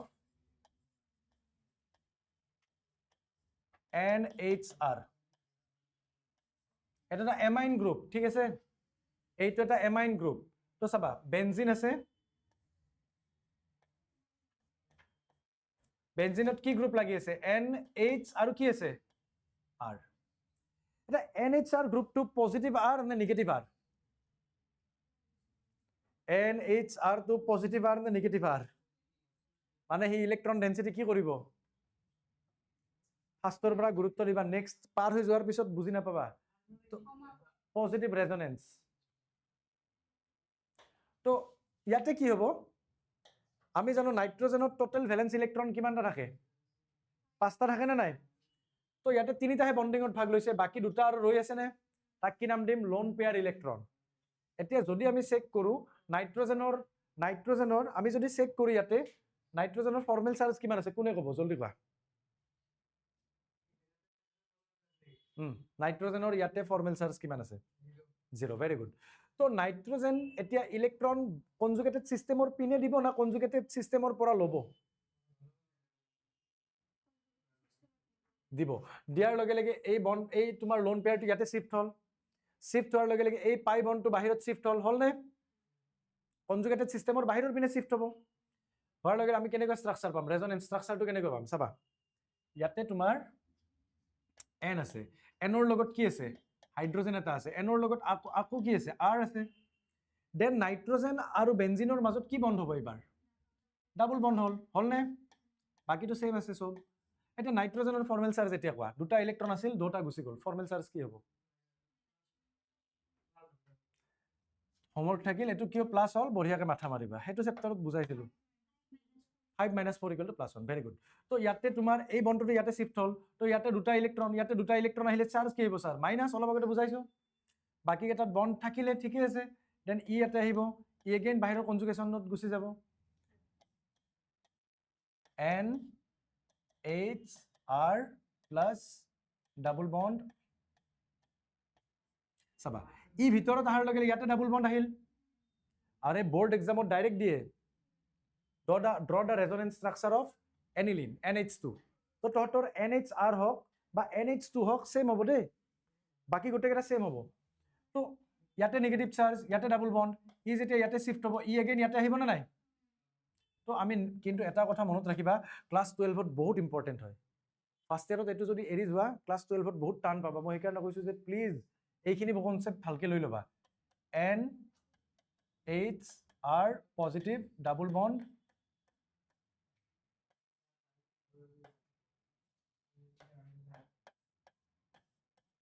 এগেইন ফাৰ্স্টৰ ষ্ট্ৰাকচাৰটো পালো নে নাই ইয়াতে দুটা ইলেক্ট্ৰন ইয়াতে H R ক্লিয়াৰ লিখিব নালাগে ধুনীয়াকৈ ৰেকৰ্ডিঙত পাই যাবা কিবা প্ৰবলেম আছে যদি কোৱা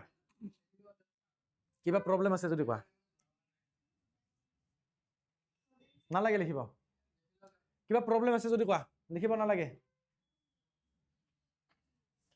এইটো তোমালোকে আৰু কনফিউজ খাবা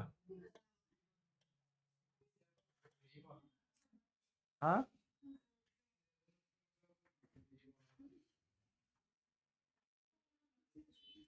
তো তাৰ পিছত আমি নেগেটিভ ৰেজনেন্সত চাম মাইনাস আৰত চাম মাইনাস আৰ মানে কি নেগেটিভ ৰেজনেন্স মানে কি হ'ব নেগেটিভ ৰেজনেন্স মানে কি যেতিয়া কনজুগেটেড সিস্টেমৰ পৰা কোনোবাই যদি লৈ যায় কোনোবা এটা গ্ৰুপ বা এলিমেন্টে যেতিয়া কনজুগেটেড সিস্টেমৰ পৰা ইলেক্ট্ৰন উইথড্ৰ কৰে তেতিয়া তাক কি নাম দিম আমি নেগেটিভ ৰেজনেন্স ইফেক্ট কিবা প্ৰবলেম আছে মই আৰু এবাৰ কৈছো যে যেতিয়া তোমাৰ কনজুগেটেড সিস্টেমৰ পৰা ইলেক্ট্ৰন উইথড্ৰ কৰে তেতিয়া আমি তাক কি নাম দিম নেগেটিভ ৰেজনেন্স ইফেক্ট ঠিক আছে তো তাৰ কাৰণে আমি এটা এক্সাম্পল চাও ইয়াৰে এটা কৰাই দিম বাকি সব পাৰিবা কোনটো কৰাই দিম চোৱা COH ঠিক আছে আৰু কোনোবা অপচন বদলাবা একদম ভালকে গুৰুত্ব দিবা কোৱা আৰু কিবা অপচন বদলাব লগা আছে C ডাবল বন্ড O এটো কিটনিক গ্ৰুপ এই দুটা কিন্তু সেম হয় এই তিনটা প্ৰায় সেম এইটো বেলেগ এই তিনটা কাৰ্বনিল কম্পাউন্ড তো তিনটাৰ ৰেজনেন্স প্ৰায় সেম বাই ওয়ান গেট ওয়ান তিনটা কৰি দিয়ক হা কোনটো কৰি দিম এনটো গ্ৰুপটো NCERT দিয়া আছে NCERT পৰা চাই লবি CN2 চাগে হা তেতিয়ালে কোনটো কৰাই দিম এনটো গ্ৰুপটোত আছে তোমাৰ সেকেন্ড একে হয় জকাই আছো একো নাই এটা কৰাই দিও এনে কৈছো মই এটা কৰাই দিও হ'ব থাৰ্ডটো মই নাজানো এনে কৈছো হ'ব চাবা ইয়াতে তোমাৰ ধৰি লোৱা কাৰ্বনৰ লগত দুটা বন্ড আছে, কাৰ্বনৰ লগত চাবা কাৰ্বনৰ লগত এইফালে এটা বন্ড আছে, এইফালে এটা বন্ড আছে, এনেকুৱাকে আছে না। আৰু ডাবল বন্ড কি আছে বাবু? ডাবল বন্ড অক্সিজেন আছে নে?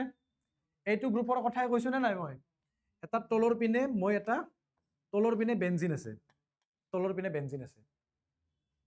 ভালকে গুৰুত্ব দিবা। এক ফুকি মাৰিম। কাৰ্বনৰ হাত কিমানটা, কাৰ্বনে বন্ড কিমানটা কৰে? নাই নাই নাই বুজাই দিওঁ, আৰু বুজাই দিওঁ। ক্লাছ 9ত গুচি যাওঁ, 8ত গুচি যাওঁ, 5ত গুচি যাওঁ। হিচিকেছ কি এইবিলাক? কাৰ্বনে টোটেল কিমানটা বন্ড ফৰ্মেশ্যন কৰে? তেতিয়াহ'লে এই বন্ড এইবিলাক এটা এটা, এইবিলাক যে দেখা পাইছা গোটেইকেইটা বন্ড এটা এটা। ক'ত গ্ৰেটাৰ দেন এইটো?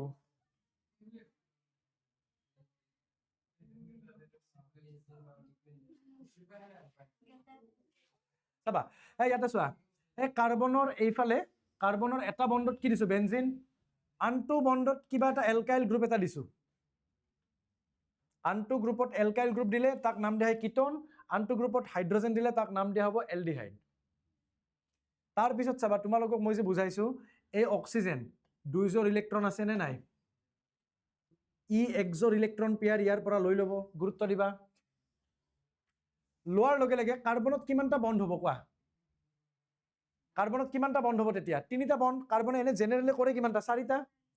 লগালগ এই কনজুগেশ্যনৰ পৰা এটা একজোৰ ইলেক্ট্ৰন ইয়াতে আহিব, পাই ইলেক্ট্ৰন কনজুগেশ্যনৰ পৰা কাৰ্বনৰ পিনে আহিব। তো তেতিয়া আমি কেনেকৈ ষ্ট্ৰাকচাৰ পাম? সকলোৱে গুৰুত্ব দি চাবা। চি, ইয়াতে আৰ আছে নে? আৰ আছে, চি। কি বন্ড হ'ব এতিয়া? এটা বন্ডটো লৈ গ'ল, ছিংগল বন্ড। অক্সিজেনত কিমানটা ইলেক্ট্ৰন হ'ব কোৱা? 6টা হ'বনে নাই? আৰে ইয়াৰ 4টা আছিল, একজোৰ আৰু গৈছে। কিমানটা হ'ব? 6টা হ'লে ফৰ্মেল চাৰ্জ ওলাই থাকা, বাকীখিনি মই কৰোঁ। 6টা হ'লে ফৰ্মেল চাৰ্জ কি হ'ব? ওলাই থাকা। -1। তো ইয়াতে চাৰ্জ কি আহিব? মাইনাছ আহিবনে? এই কাৰ্বনটোতো 0 ফৰ্মেল চাৰ্জ, গম পালো। ইয়াৰে পৰা ওলাই গৈছে, বাকীবিলাকততো বন্ডটো আছে। ইয়াতে কি চাৰ্জ আহিব? প্লাছ চাৰ্জ আহিব। কিয়? ইয়াতে হাইড্ৰজেন এটা আছে, আছেনে? ফৰ্মেল চাৰ্জ বাহিৰ কৰা। ভেলেন্স চেলত ইলেক্ট্ৰন থাকে 4টা, ভেলেন্স চেলত ইলেক্ট্ৰন থাকে 4টা, বন্ড কিমানটা কৰি আছে? 3টা। তো বন্ড টোটেল ভেলেন্স ইলেক্ট্ৰন থাকে 4টা, বন্ড কৰি আছে 3। 4 - 3 ইকুৱেল টু কি হ'ব চাৰ্জ? কি 1? সেইকাৰণে ইয়াৰে ওপৰত কি চাৰ্জ আহে? প্লাছ। ইয়াক ষ্টেবিলাইজ কৰিবৰ কাৰণে কনজুগেশ্যনৰ পৰা ইয়াতে পাই বন্ডটো আহিব, আৰু লগে লগে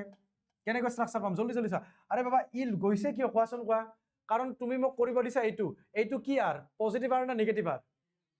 নেগেটিভ আৰ মানে কনজুগেশ্যনৰ পিনে দিব না কনজুগেশ্যনৰ পৰা ল'ব? কনজুগেশ্যনৰ পৰা ল'ব না কনজুগেশ্যনক দিব? ল'ব দিব, ল'ব দিব, কিবা এটাতো হ'ব। পৰীক্ষাটো কিবা এটা হ'ব, পৰীক্ষাটো কিবা এটা হ'ব, যাৰ ফলত কাৰ দুখ? মাষ্টৰৰ দুখ। এই চাই লো। তো ইয়াতে চোৱা, চোৱা ই ইয়াতে আহিলে, ইয়াতে ডাবল বন্ড এটা আহিব, বাকী ইয়াতে বন্ড শিফটিং হৈছে নেকি? ইয়াতে ইয়াতে বন্ড শিফটিং হৈছে নেকি? বন্ড শিফটিং হোৱা নাই। দেন ইয়াৰে পৰা শিফটিং হৈছে না? পজিটিভ চাৰ্জটো ইয়াতে আহিব, হ'ল নে নাই? দেন ইয়াক ষ্টেবিলাইজ কৰিবৰ কাৰণে ই ইয়াতে আহিব, চি আৰ আছে, ইয়াতে অ নেগেটিভ চাৰ্জ, ডাবল বন্ড। ই ইয়াতে অহাৰ লগে লগে ইয়াতে ডাবল বন্ড, ইয়াতে পজিটিভ চাৰ্জ, ইয়াক ষ্টেবিলাইজ কৰিবৰ কাৰণে ইয়াতে আহিল। ই যে লৈ গৈছিল ফাৰ্ষ্টতে, ই লৈ গৈছিল না অক্সিজেনে? এগেইন অক্সিজেনে যেতিয়া কাৰ্বনৰ পৰা লৈ ল'ব, দেন অক্সিজেনে কাৰ্বনত দি দিব। তো ফাৰ্ষ্টৰ ষ্ট্ৰাকচাৰটোৱে পাম নে নাই কোৱা? আৰ চি ছিংগল বন্ড অ, ইয়াতে বেনজিন আছে, ইয়াতে ডাবল বন্ড আছে, ইয়াতে ডাবল বন্ড, ই ইয়াতে আহিলে ইয়াতে ডাবল বন্ড। কাৰ্বনৰ লগত এইবাৰ কি বন্ড হ'ব কোৱা? ডাবল বন্ড অক্সিজেন, আৰু অক্সিজেনত কিমান জোৰ ইলেক্ট্ৰন থাকিব? 2 জোৰ। ক্লিয়াৰ। এইটোৱে নেগেটিভ ৰেজনেন্স।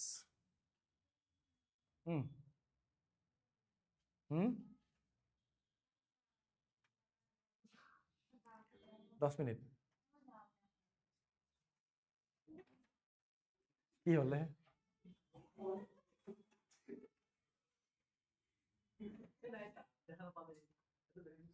টোপনি মাৰি আছিল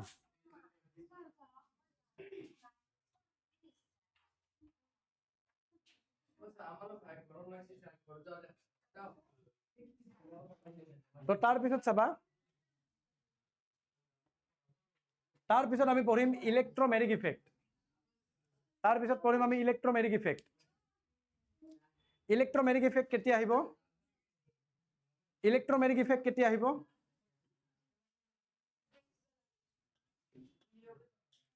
ইলেক্ট্ৰমেগনেটিক ইফেক্ট চাবা সাপোজ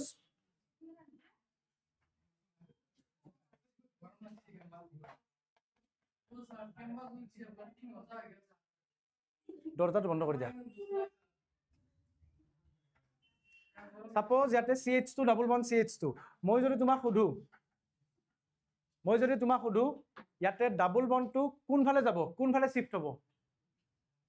ডাবল বন্ডটো লেফট হ্যান্ড সাইডে শিফট হ'ব না রাইট হ্যান্ড সাইডে শিফট হ'ব কোনো সাইডে শিফট নহয় শিফট হ'ব নেকি কিন্তু শুনি লোৱা কিন্তু প্লিজ ইয়াতে গুৰুত্ব দিবা ইয়াতে যদি মই এটা কিবা অ্যাটাকিং ৰিএজেন্ট এটা আনি দিও ইয়াতে যেতিয়া মই অ্যাটাকিং ৰিএজেন্ট এটা আনি দিও Cn মাইনাস অ্যাটাকিং ৰিএজেন্ট এটা আনি দিছো দেন ইয়াতেও CH2 double bond CH2 plus H plus attacking reagent এটা একবাৰ মই দিছো Cn মাইনাস এবাৰ দিছো H প্লাস আৰু এবাৰ দিছো মই CH2 ডাবল বন্ড CH ইয়াতে কোনো ধৰণৰ অ্যাটাকিং ৰিএজেন্ট নাই first condition number 2 condition number 3 ইয়াতে বন্ড শিফটিং হ'ব না নহয় মোক কোৱা কাৰণ ইয়াতে অ্যাটাকিং ৰিএজেন্ট আছে নেকি কিন্তু ইয়াতে যদি চোৱা ইয়াতে অ্যাটাকিং ৰিএজেন্ট এটা আছে অ্যাটাকিং ৰিএজেন্ট থাকাৰ লগে লগে এই পাই ইলেক্ট্ৰনটো হয়তো ইয়াতে যাব পাৰে নাইবা ইয়াতে আহিব পাৰে নে নাই মোৰ কথাটো বুজি পাইছা নে আৰে বাবা পাই ইলেক্ট্ৰনটো হয়তো লেফট সাইডে যাব পাৰে ৰাইট সাইডে যাব পাৰে এটো কি ডাঙৰ কথা মানে কানত কিবা প্ৰবলেম আছে নেকি দুবাৰ হা অ্যাটাকিং ৰিএজেন্ট মানে ৰিএজেন্ট পঢ়াইছো লাস্ট ক্লাস ৰিএজেন্টৰ নাম কি ৰিএজেন্ট কাক কয় এটা অ্যাটাকিং ৰিএজেন্ট কি মই না লাস্ট ক্লাসটো মই পঢ়াইছো ৰিএজেন্ট কাক কয় পঢ়া নাই না লাস্ট ক্লাস কেনে পঢ়িছা না পঢ়া নাই সাবস্ট্রেট ৰিএজেন্ট তোমালোকক কি লাস্ট ক্লাস মই পঢ়াইছিলো সাবস্ট্ৰেট ৰিএজেন্ট কাক কয় মই পঢ়া নাই এটো লাস্ট ক্লাস পঢ়াইছিলো না মেমোৰাইজিং পাৱাৰ অলপ ভাল ৰাখিবা পঢ়া বস্তু লাস্ট ক্লাস পঢ়া বস্তু কমসে কম আজি ক্লাসত ৰিপিট মাৰিব ভাল নালাগে যদি তোমাৰ ফৰ্মেল চাৰ্জটো মই তোমাক 6 মাহ আগতে পঢ়াইছো এটো ৰিপিট মাৰাটো বেলেগ কথা লাস্ট ক্লাসৰ খিনি যদি ৰিপিট মাৰি থাকো চাবা হা তো ইয়াতে অ্যাটাকিং ৰিএজেন্ট এই বন্ড পেয়াৰটো ধৰি লোৱা পাই ইলেক্ট্ৰনটো ইয়াতে শিফট হ'ল হোৱাৰ লগে লগে ইয়াতে কি চাৰ্জ আহিব কোৱাচোন কোৱা ইয়াতে মাইনাস আৰু ইয়াতে কি আহিব প্লাস আহিব না নাই তো তেতিয়া Cn ৰ ওপৰত মাইনাস আছে মাইনাসে ক'ত অ্যাটাক কৰিব প্লাসত না মাইনাসত তো ই ইয়াতে যেটো অ্যাটাক কৰিল তো অ্যাটাকিং ৰিএজেন্টে ক'ত অ্যাটাক কৰিছে যোন ফালে পাই ইলেক্ট্ৰনটো শিফট হৈছে না তাৰ বিপৰীত পিনে অ্যাটাকিং ৰিএজেন্টে ক'ত অ্যাটাক কৰিছে যোন ফালে পাই ইলেক্ট্ৰনটো শিফট হৈছে না যোন ফালে পাই ইলেক্ট্ৰনটো শিফট হোৱা নাই মনত ৰাখিবা যোন ফালে অ্যাটাকিং ৰিএজেন্টটো যেতিয়া যোনটো কাৰ্বনত পাই ইলেক্ট্ৰনটো শিফট হৈছে সেইটো কাৰ্বনত যদি অ্যাটাকিং ৰিএজেন্ট আহে তেতিয়া তাক নাম দিয়া হয় প্লাস ইলেক্ট্ৰমেগনেটিক ইফেক্ট আৰু ইলেক্ট্ৰমেগনেটিক ইফেক্টটো কেতিয়া দেখা পোৱা যায় যেতিয়া এটা ৰিএজেন্ট থাকে এটা ৰিএজেন্ট আছে নেকি ইয়াতে ৰিএজেন্ট আছে নেকি ৰিএজেন্ট ইয়াতে নাথাকিলে ইয়াতে ইলেক্ট্ৰমেগনেটিক ইফেক্ট দেখাও নোপোৱা ইলেক্ট্ৰমেগনেটিক ইফেক্ট দেখা পাবা কেতিয়া ইয়াতে কি লিখা আছে চোৱা it is defined as a complete transfer of shared paired pi electron মানে মেইনলি কোনে ট্ৰান্সফাৰ হ'ব কোৱা মেইনলি কোনে ট্ৰান্সফাৰ হৈ আছে pi electron to one of the atom joined by a multiple bond আহাতৰ মাজত কি বন্ড আছে মাল্টিপল বন্ড আছে না নাই তাৰে পৰা কোনটো বন্ড যাব পাই বন্ডটো যাব on demand of an attacking reagent এটা অ্যাটাকিং ৰিএজেন্ট আহিলে তোমাৰ এই বন্ডটো যে শিফট হয় তাকে নাম দিয়া হয় ইলেক্ট্ৰমেগনেটিক ইফেক্ট বুজি পোৱা নাই এতিয়া এই বন্ডটো যে শিফট হয় কাৰ প্ৰেজেন্সত তাকে নাম দিয়া হয় ইলেক্ট্ৰমেগনেটিক ইফেক্ট আৰু বেছিকে নাভাববা বেছিকে ভাবলে PhD বুলি কও তোমালোকক এই বয়সত এটা হিচিক আছে ভাবি আছে এতিয়া সিমান বয়স মানে ইমান যে ভাবিবা এইখিনি বুজি পাইছা না নাই কোৱা ওকে বঢ়িয়া তোমাৰ মুখেদি শুনিছো পাইছা বঢ়িয়া আই এম খুশ কাৰণ ঘৰলৈকে ভেলিডিটি তাৰ ঘৰত গৈ পালে চব পাহৰি যাব ইয়াতে ইলেক্ট্ৰমেগনেটিক ইফেক্ট দেখা পাম নে নাপাম ওপৰটোত কিয় নাপাওঁ এটেকিং ৰিয়েজেন্ট নাই কিন্তু ইয়াতে দেখা পাম নে নাপাম নিশ্চয় দেখা পাম কাৰণ ইয়াতে কি আছে এটেকিং ৰিয়েজেন্ট আছে মই এতিয়া তোমাক কি ক'ব বিচাৰিছো যে শুনি লোৱা এটেকিং ৰিয়েজেন্ট মই এটা ভাল এটা এক্সাম্পল দিওঁ মই এটা ভাল এক্সাম্পল দিওঁ মই এটা এক্সাম্পল দি আছো তেতিয়া ক্লিয়াৰ হ'ব এই এটেকিং ৰিয়েজেন্ট ক'ত এটেক কৰে ক'ত এটেক কৰিলে প্লাছ ই ক'ত এটেক কৰিলে মাইনাছ ই ভালদৰে পঢ়িম জাষ্ট মনত ৰাখিবা দ্য এফেক্ট ইজ এনাল্ড মানে কি কেনচেলড একদম নাইকিয়া হৈ পৰে as soon as the attacking reagent is removed যেতিয়া attacking reagent টো গুচাই দিয়া হয় তেতিয়া এই ইফেক্টটো নাইকিয়া হৈ পৰে এই ইফেক্টটো দেখা পাইছিলো কেতিয়া ইলেক্ট্ৰন ট্ৰান্সফাৰ কেতিয়া হৈছিল attacking reagent থাকতে attacking reagent গুচাই দিলে ইফেক্টটো দেখা পোৱা যায় নেকি ওকে তাকে ক'ব বিচাৰিছিলো ক্লিয়াৰ হৈছে কিবা প্ৰবলেম আছে তো কোৱা স্লাইডটো থাকতে কোৱা ওকে তো চাবা তো ইলেক্ট্ৰমেগনেটিক ইফেক্ট কেই প্ৰকাৰৰ টু টাইপস এটা হৈছে প্লাছ ই এটা হৈছে মাইনাছ ই প্লাছ ই ইফেক্ট কাক ক'ব প্লাছ ই ইফেক্ট কাক ক'ব আমি জাস্ট এটা এক্সাম্পলত বুজি ল'ম চাবা ধৰি লোৱা এনে জাস্ট ধৰি লৈছো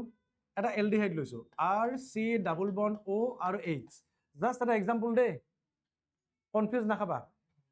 তো ইয়াতে মই এটা CN দিছো CN মাইনাছ এটা অক্সিজেন আৰু কাৰ্বন কাৰ ইলেক্ট্ৰনেগেটিভিটি বেছি অক্সিজেনে বন্ড পেয়াৰ অফ ইলেক্ট্ৰন লৈ যাব পাই ইলেক্ট্ৰনটো লৈ যোৱাৰ লগে ইয়াতে কি চাৰ্জ আহিব কোৱাচোন কোৱা আৰু ইয়াতে কি আহিব এই এটেকিং ৰিয়েজেন্টে ক'ত এটেক কৰিছে প্লাছত এটেক কৰিছে নে নাই নেক্সট আকৌ এটা কণ্ডিশ্যন লৈছো এইটো এটা কণ্ডিশ্যন গ'ল এই কণ্ডিশ্যনটোত ভালকে চোৱা এটেকিং ৰিয়েজেন্টে ক'ত এটেক কৰিছে যোন পিনে পাই ইলেক্ট্ৰনটো গৈছে নে যোন পিনে পাই ইলেক্ট্ৰনটো যোৱা নাই তো তাক নাম দিয়া হ'ব নিগেটিভ তাক নাম দিয়া হ'ব কি নিগেটিভ শুনিলো তাক কি নাম দিয়া হ'ব নিগেটিভ ইলেক্ট্ৰমেগনেটিক ইফেক্ট কিবা প্ৰবলেম আছে নেক্সট কণ্ডিশ্যনটো চোৱা আৰ চি ডাবল বন্ড ও আৰু এইচ আৰু ইয়াতে মই এটা এইচ প্লাছ দিছো অক্সিজেন আৰু কাৰ্বন কাৰ ইলেক্ট্ৰনেগেটিভিটি বেছি তো ইয়াতে বন্ড পেয়াৰ অফ ইলেক্ট্ৰন লৈ আহিল আহাৰ লগে ইয়াতে কি চাৰ্জ আহিব মাইনাছ আৰু ইয়াতে কি প্লাছ তো এই এইচ প্লাছে ক'ত এটেক কৰিব কোৱা নেগেটিভত এটেক কৰিব এতিয়া তোমাক সুধি আছো যে এটেকিং ৰিয়েজেন্টে ক'ত এটেক কৰিছে যোন ফালে পাই ইলেক্ট্ৰন গৈছে নে যোন ফালে পাই ইলেক্ট্ৰন যোৱা নাই যোন পিনে পাই ইলেক্ট্ৰন গৈছে তো তাক নাম দিয়া হ'ব কি পজিটিভ ইলেক্ট্ৰমেগনেটিক ইফেক্ট এইখিনিয়ে confuse clear In this effect, pi electrons of the multiple bond are transferred to that atom. Pi electron to heitu atomolike transfer hoy to which the reagent get attached. Jo reagent attached hoise tate pi electron to shifting hoise na are buji poai nai tetole ki naam dim tak positive electromagnetic effect kintu eitu je likhisu eitu ki effect hobo negative electromagnetic effect thik ase eitu ami next slide ot moi eta copy kori thoi diu মই এটা copy কৰি থৈ দিওঁ next স্লাইডত দিম এইটো নিলিখিবা এতিয়া মই তোমাক জাস্ট বুজাই দিছো এইটো মনত ৰাখিবা যেতিয়া তোমাৰ এটেকিং ৰিয়েজেন্টটো পাই ইলেক্ট্ৰন যোৱাৰ পিনে যদি যায় সেইটো এটমতে যদি লাগি যায় তাক নাম দিয়া হ'ব পজিটিভ ইলেক্ট্ৰমেগনেটিক ইফেক্ট হ'ব হা মনত নাথাকে এটা বেমাৰ নহয় স্বাভাৱিক কথা হা পাই যাবা আজি পাই যাবা 2x চাবা 2x 3x ভৰাব লাগিলে 75 रुपीस ভৰাব লাগিব ইউটিউবত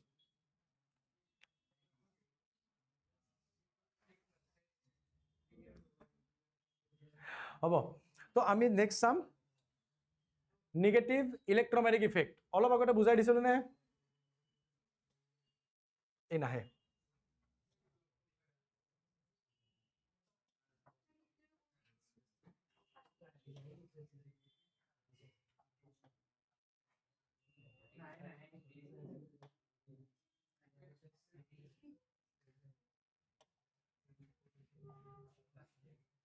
তো নাহে বাৰু যি নহওক মই তোমাক দেখাই দিওঁ এইটো অলপ আগতে এইটো লিখিছিলো সকলোৱে গুৰুত্ব দি চাবা R আছিল, C ডাবল বন্ড O আছিল আৰু H আছিল হয় এই ই বন্ড পেয়াৰ অফ ইলেক্ট্ৰন লৈ গ'লে ইয়াতে চাৰ্জ কি আহিব মাইনাছ আৰু ইয়াতে কি আহিব প্লাছ আহিব না নাই আৰু ইয়াতে যেতিয়া CN মাইনাছে এটেক কৰিব ই যোন পিনে পাই ইলেক্ট্ৰন গৈছে সেই পেলাই এটেক কৰিব না যোন ফালে পাই যোৰ পৰা পাই ইলেক্ট্ৰনটো গৈছে তাতে এটেক কৰিব যোৰ পৰা গৈছে তাতে এটেক কৰিব নে তো ইয়াক নাম দিয়া হয় কাৰণে মাইনাছ ই ইফেক্ট ক্লিয়াৰ আৰু এটা কথা মনত ৰাখিবা ডাইৰেক্ট এটা কথা মনত ৰাখিবা এইটো যদি মই গুচাই দিওঁ এটেকিং ৰিএজেন্ট যদি গুচাই দিওঁ এগেইন মই আগৰ ষ্ট্ৰাকচাৰটোৱে পাম R C double bond O আৰু H বুজি পাইছানে নাই তাৰ মানে এটেকিং ৰিএজেন্ট যদি মই গুচাই দিওঁ আগৰ ষ্ট্ৰাকচাৰটো পাওঁ তাৰ মিনিংটো কি এইটো টেম্পৰাৰী ইফেক্ট নে permanent effect temporary effect permanent যদি হৈয়ে থাকিব লাগিছিল এনেকুৱা টেম্পৰাৰী ইফেক্ট তেনেকুৱা নহয় হ'ব তো আমি এটা MCQ সলভ কৰো প্লিজ সকলোৱে ভালকে চোৱা MCQ টো চোৱা MCQ চোৱা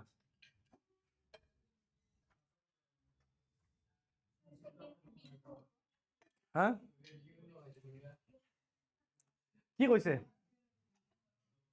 ভালকে চোৱা given below are two statements দুটা statement দিয়া আছে statement 1 inductive effects are reversible effect inductive effect reversible নেকি এটা permanent effect নহয় inductive effect non stop চলি থাকিব নে সেইটো এটা irreversible process irreversible effect electromagnetic effect are reversible effect কথাটো হয় না নহয় reversible effect হয় না নহয় কাৰণ CN টো থাকা লৈকেহে ই গুচি যাব CN টো যেতিয়া গুচাই দিবা ই আগৰ পজিশনতে আহিব নে আগৰ পজিশন গুচাব কেতিয়া যেতিয়া CN আহে আৰু CN টোক যেতিয়া গুচাই দিম আগৰ পজিশনতে আহিব না নাই তো ৰিভাৰ্সিবল না ইৰিভাৰ্সিবল ইলেক্ট্ৰমেগনেটিক ইফেক্টটো ৰিভাৰ্সিবল কিন্তু ইন্ডাকটিভ ইফেক্টটো কি লিখিব লাগিছিল তাহাতে ইৰিভাৰ্সিবল কিন্তু ইয়াতে কি লিখিছে চোৱা এটা কোনটো কোনটো কাৰেক্ট হ'ব স্টেটমেন্ট 1 2 কাৰেক্ট না ট্ৰু না ফলস এইটো ওকে তেনেকৈ এটা অপচন বিচাৰা যত নেকি অস্পন অপচন নহয় অস্পন কি ওকে লাইন গৈছে অপচন সি কারেক্ট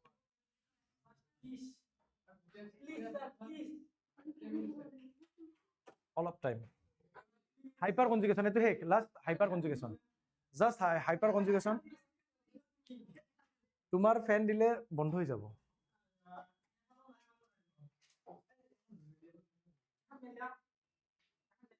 নেবা কিয় দিয়া এসি চলি আছে তার পিছতে তোমার গরম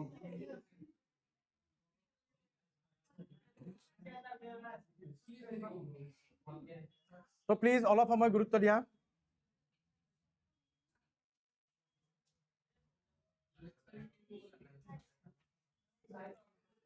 তো ইলেক্ট্ৰমেগনেটিক ইফেক্ট বুজি পাইছা নে ইলেক্ট্ৰমেগনেটিক ইফেক্ট বুজি পাইছা নে নাই নেক্সট টপিক হ'ব হাইপাৰ কনজুগেশ্যন টপিক লিখা অলপ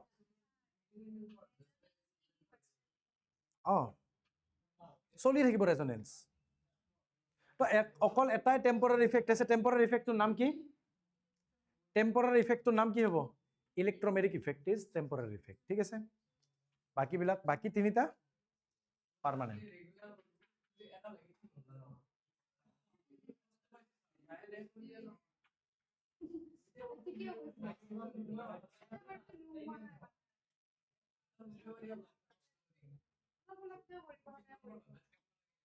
নাই বেছি নাই মাত্ৰ দুটা স্লাইড আছে ধৈৰ্য ধৰিব পাৰবা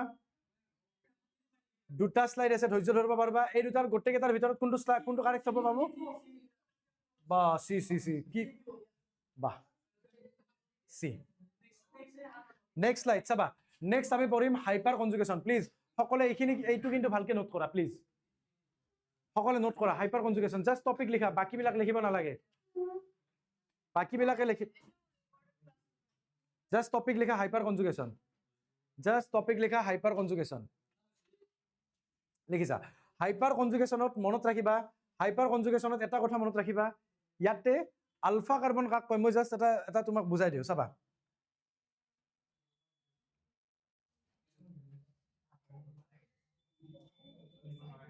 ঐ ইয়াতে চাবা হাইপাৰ কনজুগেশ্যন কি হ'ব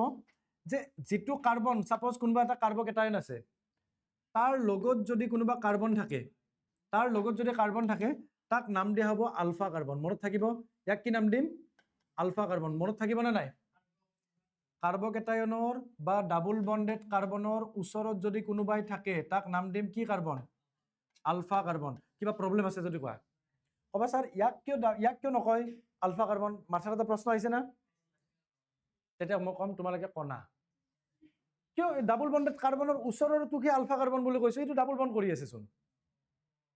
এতিয়া যদি কোনোবা বুজি পোৱা নাই তাৰ হৰলিক্স খাব লাগিব হা ইয়াৰ কাষতে এইটো তাক সুপাৰ ডুপাৰ কানা বুলি কব আলফা কাৰ্বন এইটো ইয়াৰে এইটো আলফা কাৰ্বন কাৰ্বন মই কৈছো যে কাৰ্বকেটায়নৰ ওচৰৰ কাৰ্বন যেটো আছে একদম লাগি থকা কাৰ্বন তাক কি নাম দিম আলফা কাৰ্বন আৰু তাত লাগি থকা হাইড্ৰোজেন বিলাকক কি নাম দিম আলফা কাৰ্বনত লাগি থকা হাইড্ৰোজেন বিলাকক কি নাম দিম আলফা হাইড্ৰোজেন কিবা প্ৰবলেম আছে আৰু এবাৰ সুধিছো আলফা কাৰ্বন কাক নাম দিম ডাবল বন্ডেড কাৰ্বন বা কাৰ্বকেটায়নৰ ওচৰৰ যেটো কাৰ্বন তাক কি নাম দিম আমি আলফা কাৰ্বন আৰু তাৰ লগত আলফা কাৰ্বনৰ লগত লাগি থকা হাইড্ৰোজেন কেটা কি নাম দিম ইয়াতে মনত ৰাখিবা যে ডাবল বন্ড হওক বা কাৰ্বকেটায়ন হওক শুনি লবা ডাবল বন্ড হওক কাৰ্বকেটায়ন হওক বা কাৰ্বন আয়ন হওক এটলিষ্ট তাৰ আলফা যেটো কাৰ্বন আছে সেই আলফা কাৰ্বনটো sp3 হাইব্ৰিডাইজ হ'ব লাগিব sp3 হাইব্ৰিডাইজ মানে কি বন্ড হ'ব লাগিব সিঙ্গল বন্ড বুজি পাইছা না সিঙ্গল বন্ড হ'ব লাগিব ফাৰ্স্ট কন্ডিশন বুজি পাইছা যে কাৰ্বকেটায়ন বা ডাবল বন্ডৰ ওচৰৰ যেটো কাৰ্বন তাৰ হাইব্ৰিডাইজেশন sp3 হ'ব লাগিব আৰু তাৰ লগত এটলিষ্ট এটা আলফা হাইড্ৰোজেন থাকিব লাগিব এটলিষ্ট নেক্সট কন্ডিশন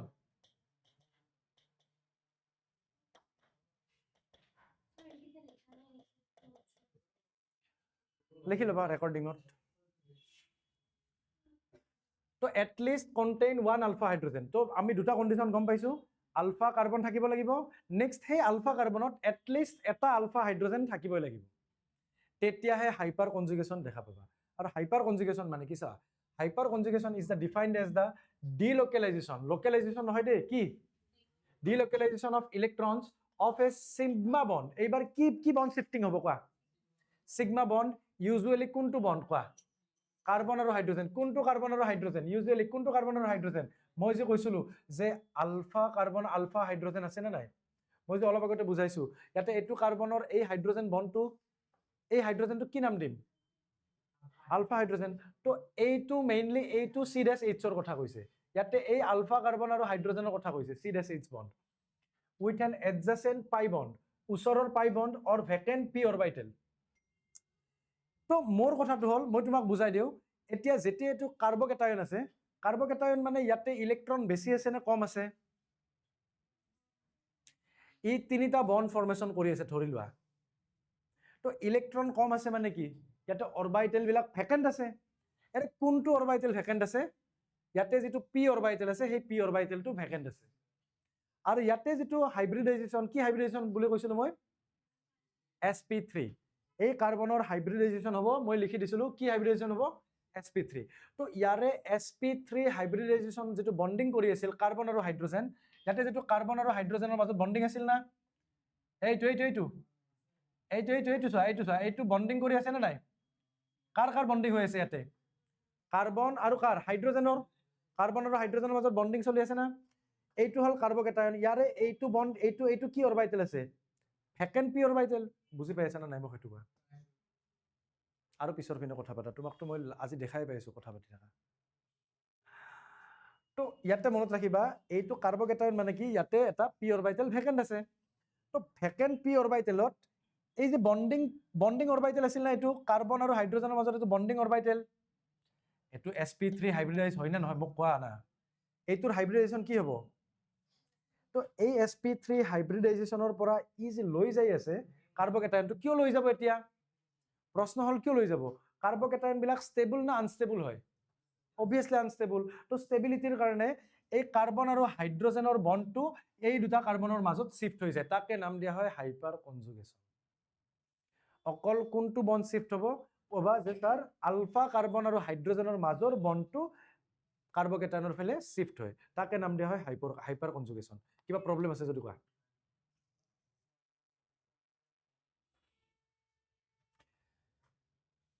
ক'ত যাব হয়তো ভেকেন্ট নাইবা পাৰ্চিয়েলি ফিল্ড বুলি ক'ব পাৰা partially filled p orbital resulting in the increase in the stability of the molecule hyperconjugation কিয় হয় মই অলপ আগতে আৰু কৈছিলোঁ যে কাৰ্বকেটায়ন যদি হয় কাৰ্বকেটায়নটো তোমাৰ ষ্টেবল হয় না আনষ্টেবল হয় তো তাক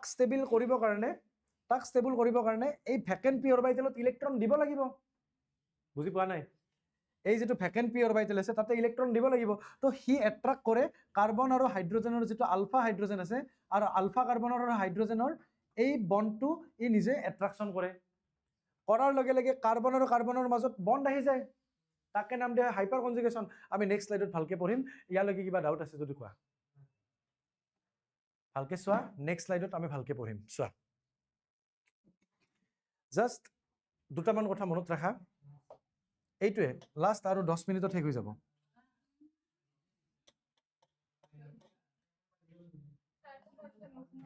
First point to monot rakhiba. First point number 1, more number of alpha hydrogen greater will be the stability. Just monot rakhiba. যিমানে আলফা হাইড্ৰোজেন বাঢ়ি যাব সিমানে ষ্টেবিলিটি কি হ'ব বাঢ়ি যাব ঠিক আছে মই যে এটা ফাৰ্স্ট টাইমত কৈছিলো যে এটা মই ভুলকে কম সেইটো ইয়াতে ক্লিয়াৰ হ'ব তোমালোকৰ আৰু এইখিনি যদি আজি এৰি থৈ যাও নেক্সট দিনা বুজি নাপাবা তো সেইকাৰণে কৈছো মোৰ number of alpha hydrogen greater will be the stability যিমানে আলফা হাইড্ৰোজেন বেছি হ'ব ষ্টেবিলিটি সিমানে বেছি হ'ব ঠিক আছে যেনেকৈ এক্সাম্পল চাও CH3 প্লাস এইটো এটা কাৰ্বকেটায়ন হয় এইটো এটা কাৰ্বকেটায়ন ইয়াতে এই কাৰ্বকেটায়নটোত আলফা হাইড্ৰোজেন আছে না নাই নাই ইয়াৰ লগত ক'ত লাগি আছে কাৰ্বন আলফা হাইড্ৰোজেন থাকে ক'ত আলফা হাইড্ৰোজেনৰ জায়গা হৈছে হি থাকিব আলফা কাৰ্বনত ইয়াতে আলফা কাৰ্বন আছে নেকি কোৱা নেক্সট ইয়াতে যদি চোৱা CH3 CH2 প্লাস ইয়াতে আলফা হাইড্ৰোজেন আছে না নাই মোক কোৱা ইয়াতে আলফা হাইড্ৰোজেন আছে না নাই কাৰ্বকেটায়নৰ লাগি থকা কাৰ্বনটোক নাম দিয়া হয় আলফা কাৰ্বন আৰু সেই আলফা কাৰ্বনত লাগি থকা হাইড্ৰোজেন বিলাকক নাম দিয়া হয় আলফা হাইড্ৰোজেন তো ইয়াতে আলফা হাইড্ৰোজেন কিমানটা আছে যিমানটা আলফা হাইড্ৰোজেন হ'ব যিমানটা আলফা হাইড্ৰোজেন থাকিব সিমানটা হাইপাৰ কনজুগেটিং ষ্ট্ৰাকচাৰ পাবা কেনেকৈ পাবা চোৱা মই কৈছিলো নে এই কাৰ্বনৰ এই বন্ড বিলাক মই কৈছিলো নে নাই যে এইটো মই আৰু এবাৰ বুজাই দিও কাৰ্বন আৰু হাইড্ৰোজেন এনেকুৱাকৈ বন্ড কৰি আছে নে তিনিটা হাইড্ৰোজেন আছে নে নাই নকোৱা কিয় তিনিটা আছে নে ইয়াতে দুটা হাইড্ৰোজেন আছে নে নাই কোৱা ইয়াতে পজিটিভ চাৰ্জ মানে কি ইয়াতে ভেকেন্ট পি অৰবিটেল আছে এই ভেকেন্ট পি অৰবিটেলে এই যেটো সিগমা বন্ড তাক এট্ৰাক্ট কৰে কৰাৰ লগে লগে চাবা কৰাৰ লগে লগে এই দুটা কাৰ্বনৰ মাজত কি হৈ যাব বন্ড হৈ যাব কিন্তু ইয়াতে বন্ড থাকিব নেকি হাইড্ৰোজেন আৰু কাৰ্বনৰ মাজত কাৰণ এই বন্ডটোহে এট্ৰাক্ট কৰিছে বুজি পোৱা নাই এইটো কি কাৰ্বন আগতে কোৱা এইটো কি কাৰ্বন কাৰ্বকেটায়নৰ লগত লাগি থকা কাৰ্বনটোক নাম কি দিয়ে আলফা কাৰ্বন আৰু সেই আলফা কাৰ্বনত লাগি থকা হাইড্ৰোজেন কেইটা কি নাম দিব আলফা হাইড্ৰোজেন তো এই আলফা হাইড্ৰোজেন আৰু কাৰ্বনৰ মাজৰ যেটো বন্ড অকল এইটো বুলি নহয় তিনিটাৰ কথা কৈছো তিনিটাৰ যিকোনো এটাক ই এট্ৰাক্ট কৰিব কৰাৰ লগে লগে ইয়াত যেটো কাৰ্বকেটায়ন আছিল সেই কাৰ্বকেটায়নৰ চাৰ্জটো মিনিমাইজ কৰিবৰ কাৰণে এই বন্ডটো ইয়াতে শিফট হৈ যাব যোৱাৰ লগে লগে আমি কেনেকুৱা ষ্ট্ৰাকচাৰ পাম ভালকে বুজিলা কাৰ্বন আৰু কিমানটা হাইড্ৰোজেন থাকিব দুটা হাইড্ৰোজেন আছে কিন্তু এই হাইড্ৰোজেনত বন্ড থাকিব নেকি এই হাইড্ৰোজেনটোত বন্ড নাথাকে ইয়াতে প্লাস থাকিব দুটাৰ মাজত কি বন্ড আহিব এবাৰ ডাবল বন্ড থাকিব না নাই আৰু কাৰ্বনৰ লগত দুটা হাইড্ৰোজেন আছে অকল এইটোৱে ষ্ট্ৰাকচাৰ হ'ব অকল ইয়াৰ পৰা ল'ব পাৰে না ইয়াৰ পৰা ল'ব পাৰে কাৰণ এইটো আলফা হাইড্ৰোজেন এইটো আলফা হাইড্ৰোজেন নহয় নেকি এইটো আলফা হাইড্ৰোজেন নহয় নেকি তো গুটে গেটাৰ পৰা চান্স আছে না নাই লোৱা তো ইয়াতে আমি কিমানটা ষ্ট্ৰাকচাৰ পাম কোৱা এইটো ইয়াতে আহি পেলাই ইয়াতে এনেকুৱা ষ্ট্ৰাকচাৰ পাম নে H প্লাস C ওপৰত সৰি H প্লাস থাকিব C ওপৰত হাইড্ৰোজেন তলত হাইড্ৰোজেন ডাবল বন্ড C দুটা হাইড্ৰোজেন আছে নে ঐ বুজি পাইছা নে নাই তেন ইয়াৰ পৰা নিয়া চান্স আছে নে তো ই যেতিয়া ইয়াতে আহিব তেতিয়া আমি কেনেকুৱা ষ্ট্ৰাকচাৰ পাম কোৱা H C ওপৰত H ইয়াতে H plus double bond C H H ঠিক আছে তো টোটেল কিমানটা আমি স্ট্ৰাকচাৰ পাইছো তিনিটা আমি হাইপাৰ কনজুগেটিং স্ট্ৰাকচাৰ পাইছো নে তিনিটা হাইপাৰ কনজুগেটিং স্ট্ৰাকচাৰ মানে কি আলফা হাইড্ৰোজেন কিমানটা আছিল আমাৰ তিনিটা আলফা হাইড্ৰোজেন মানে তিনিটা হাইপাৰ কনজুগেটিং স্ট্ৰাকচাৰ প্ৰবলেম আছে কিবা আমি এনেকৈ ক'ব পাৰো যে hyperconjugating structure depends on alpha hydrogen যিমানটা হ'ব সিমানটা হাইপাৰ কনজুগেটিং স্ট্ৰাকচাৰ হ'ব আৰু যিমানটা হাইপাৰ কনজুগেটিং স্ট্ৰাকচাৰ হ'ব সিমানে বেছি কি হ'ব কোৱা ষ্টেবিলিটি কিবা প্ৰবলেম আছে যদি কোৱা যেই এডভান্স 2011 এটা কোৱেশ্চন কৰিম খুব কম সময়ত একদম আৰু 5 মিনিট নালাগে শেষ হ'ব ঠিক আছে এতিয়া আমি ষ্টেবিলিটিত যাওঁ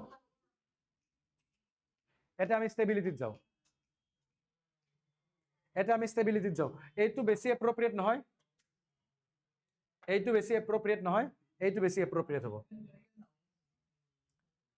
চাবা সকলোৰে হৈছে নেক্সট চাবা জাস্ট দুটামান এক্সাম্পল চাওঁ CH3 plus CH3 CH2 plus CH3 CH plus CH3 CH3 C plus CH3 CH3 হয় গুৰুত্ব দি ইয়াতে হাইপাৰ কনজুগেট আলফা হাইড্ৰোজেন কিমানটা আছে ইয়াতে আলফা হাইড্ৰোজেন ইয়াতে वाह কোনোবা পণ্ডিতে এনসাৰ দিছে তিনিটা वाह ইয়াতে আলফা হাইড্ৰোজেন 0 ইয়াতে আলফা হাইড্ৰোজেন কিমানটা আছে তিনিটা হয় ইয়াতে আলফা হাইড্ৰোজেন কিমানটা আছে 6টা আছে ওকে ইয়াতে আলফা হাইড্ৰোজেন 9টা তো মই তোমাক সুধিছো যে আলফা হাইড্ৰোজেন যিমানে বেছি হয় ষ্টেবিলিটি হিমান কি হয় ইন্ডাকটিভ ইফেক্টটো পাইছো যে ইয়াৰ ষ্টেবিলিটি বেছি হয় হাইপাৰ কনজুগেশনতো পাইছো কি ইয়াৰ ষ্টেবিলিটি তো আলটিমেটলি ইন্ডাকটিভ ইফেক্ট আৰু হাইপাৰ কনজুগেশন ইফেক্ট ইয়াতে সেম লাগি আছে না সেম লাগি আছে না নাই কিন্তু ইয়াতে তোমালোকৰ ব্ৰেইনটো ঘূৰাব এটো হৈছে এইটো চোৱা এইটো চাবা CH3 CH2 plus then CH3 CH2 CH2 plus ইয়াতে চোৱা ইন্ডাকটিভ ইফেক্টেদি যদি চাও ইন্ডাকটিভ ইফেক্ট তোমাক যদি কোৱেশ্চনত সোধে যে ইন্ডাকটিভ ইফেক্টৰ পৰা A টো বেছি ষ্টেবল হ'ব না B টো বেছি ষ্টেবল হ'ব আমিতো জানো যে মিথাইল গ্ৰুপতকৈ ইথাইল গ্ৰুপটো মোৰ ইলেক্ট্ৰন ডোনেটিং ইন্ডাকটিভ ইফেক্টেদি আমি কোনটো চাম ইন্ডাকটিভ ইফেক্ট এটো আই ইফেক্ট বুলি দিছো হা আই ইফেক্টৰ পৰা কি ক'ব পাৰিম যে মিথাইল গ্ৰুপতকৈ ইথাইল গ্ৰুপটো বেছি ইলেক্ট্ৰন ডোনেটিং প্লাস আই ইফেক্ট কাৰ বেছি হ'ব বলে স্যাৰ বিৰ বেছি হ'ব ইন্ডাকটিভ ইফেক্টেদি যদি উলাব দিয়ে বি টু মোৰ ষ্টেবল দেন কি হৈছে ক্লিয়াৰ কিবা প্ৰবলেম আছে কিন্তু জাস্ট হাইপাৰ কনজুগেশন দি পঢ়িছো হাইপাৰ কনজুগেশন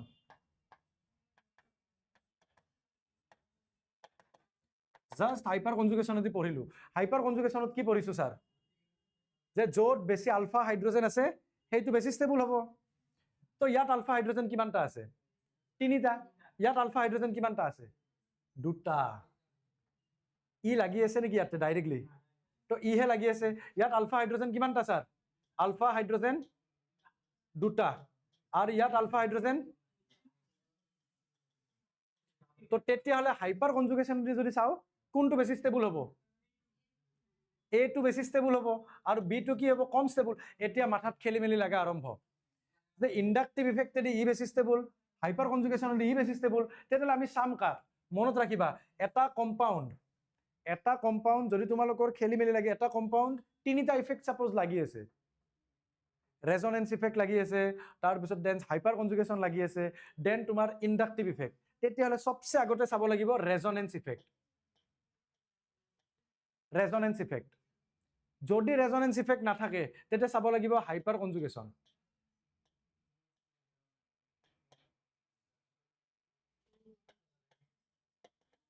যদি হাইপাৰ কনজুগেশন নাথাকে দেন চাব লাগিব ইন্ডাকটিভ ইফেক্ট আই ইফেক্ট এই কথাটো মনত ৰাখিবা এইটো একদম ইম্পৰ্টেন্ট পইণ্ট তো যদি তোমাক পৰীক্ষাত সোধে এইটো কম্পাউণ্ড সকলে মনত ৰাখা আমাৰ অলমোস্ট কমপ্লিট 1 মিনিটত ক্লিয়াৰ হৈ যাব এইটো কম্পাউণ্ড দিয়া আছে আৰু এইটো কম্পাউণ্ড দিয়া আছে এই দুটা কম্পাউণ্ডক তোমাৰ ওলাব দিছে যে ষ্টেবিলিটি পইণ্ট অফ ভিউ কোনে বেছি ষ্টেবল, কিন্তু কুৱেশ্যনত ধৰি দিছে ইণ্ডাক্টিভ ইফেক্ট, তেতিয়াহ'লে কি বুলি ক'বা, কোনটো বেছি ষ্টেবল হ'ব?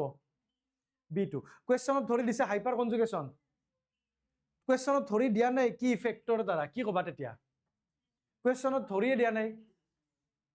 কুৱেশ্যনত ধৰিয়ে দিয়া নাই কোনটো ইফেক্ট লৈ কৰিবা, তেতিয়াহ'লে যদি কুৱেশ্যনত ধৰি দিয়া নাথাকে কোনটো বেছি ষ্টেবল হ'ব? এইটো বেছি ষ্টেবল হ'ব। কিয় বেছি ষ্টেবল হ'ব? মই কি কৈছোঁ, যদি এটা কম্পাউণ্ড থাকে তাত ৰেজনেন্স ইফেক্ট, হাইপাৰ কনজুগেশ্যন আৰু ইণ্ডাক্টিভ ইফেক্ট গোটেইকেইটা যদি থাকে, আমি কাক চাব লাগিব? Resonance effect. ইয়াতে ৰেজনেন্স নাহে, কিয় ৰেজনেন্স নাহে? কাৰণ ডাবল বণ্ড আছে নেকি ইয়াতে?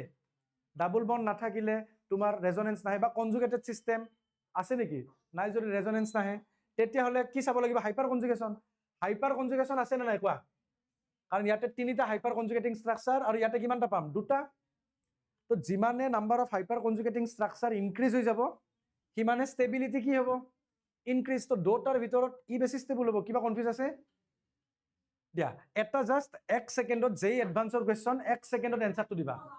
1 ছেকেণ্ডত এনচাৰটো দিবা। 1 ছেকেণ্ডত এনচাৰ দিবা। 1 ছেকেণ্ড ডাইৰেক্ট কুইক এনচাৰ দিবা।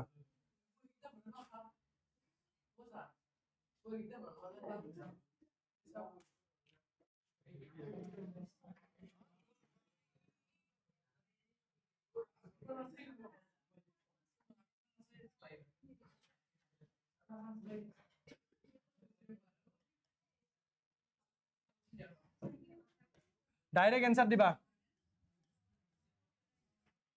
যেই এডভান্স 2011 আহিছে। ইয়াতে হাইপাৰ কনজুগেটিং ষ্ট্ৰাকচাৰ কিমানটা হ'ব? ইয়াতে হাইপাৰ কনজুগেটিং ষ্ট্ৰাকচাৰ কিমানটা হ'ব? ইয়াতে এইটো হৈছে কাৰ্বকেটায়ন, হাইপাৰ কনজুগেটিং ষ্ট্ৰাকচাৰ। এইটো আলফা হাইড্ৰজেন, এইটো আলফা কাৰ্বন, এইটো আলফা কাৰ্বন আৰু এইটো আলফা কাৰ্বন, হয়নে? হয়নে নহয়? ইয়াক যদি ভালকে ভাঙি লিখো, এইটো কাৰ্বন, এইটো কাৰ্বন, এইটো কাৰ্বন, এইটো কাৰ্বন।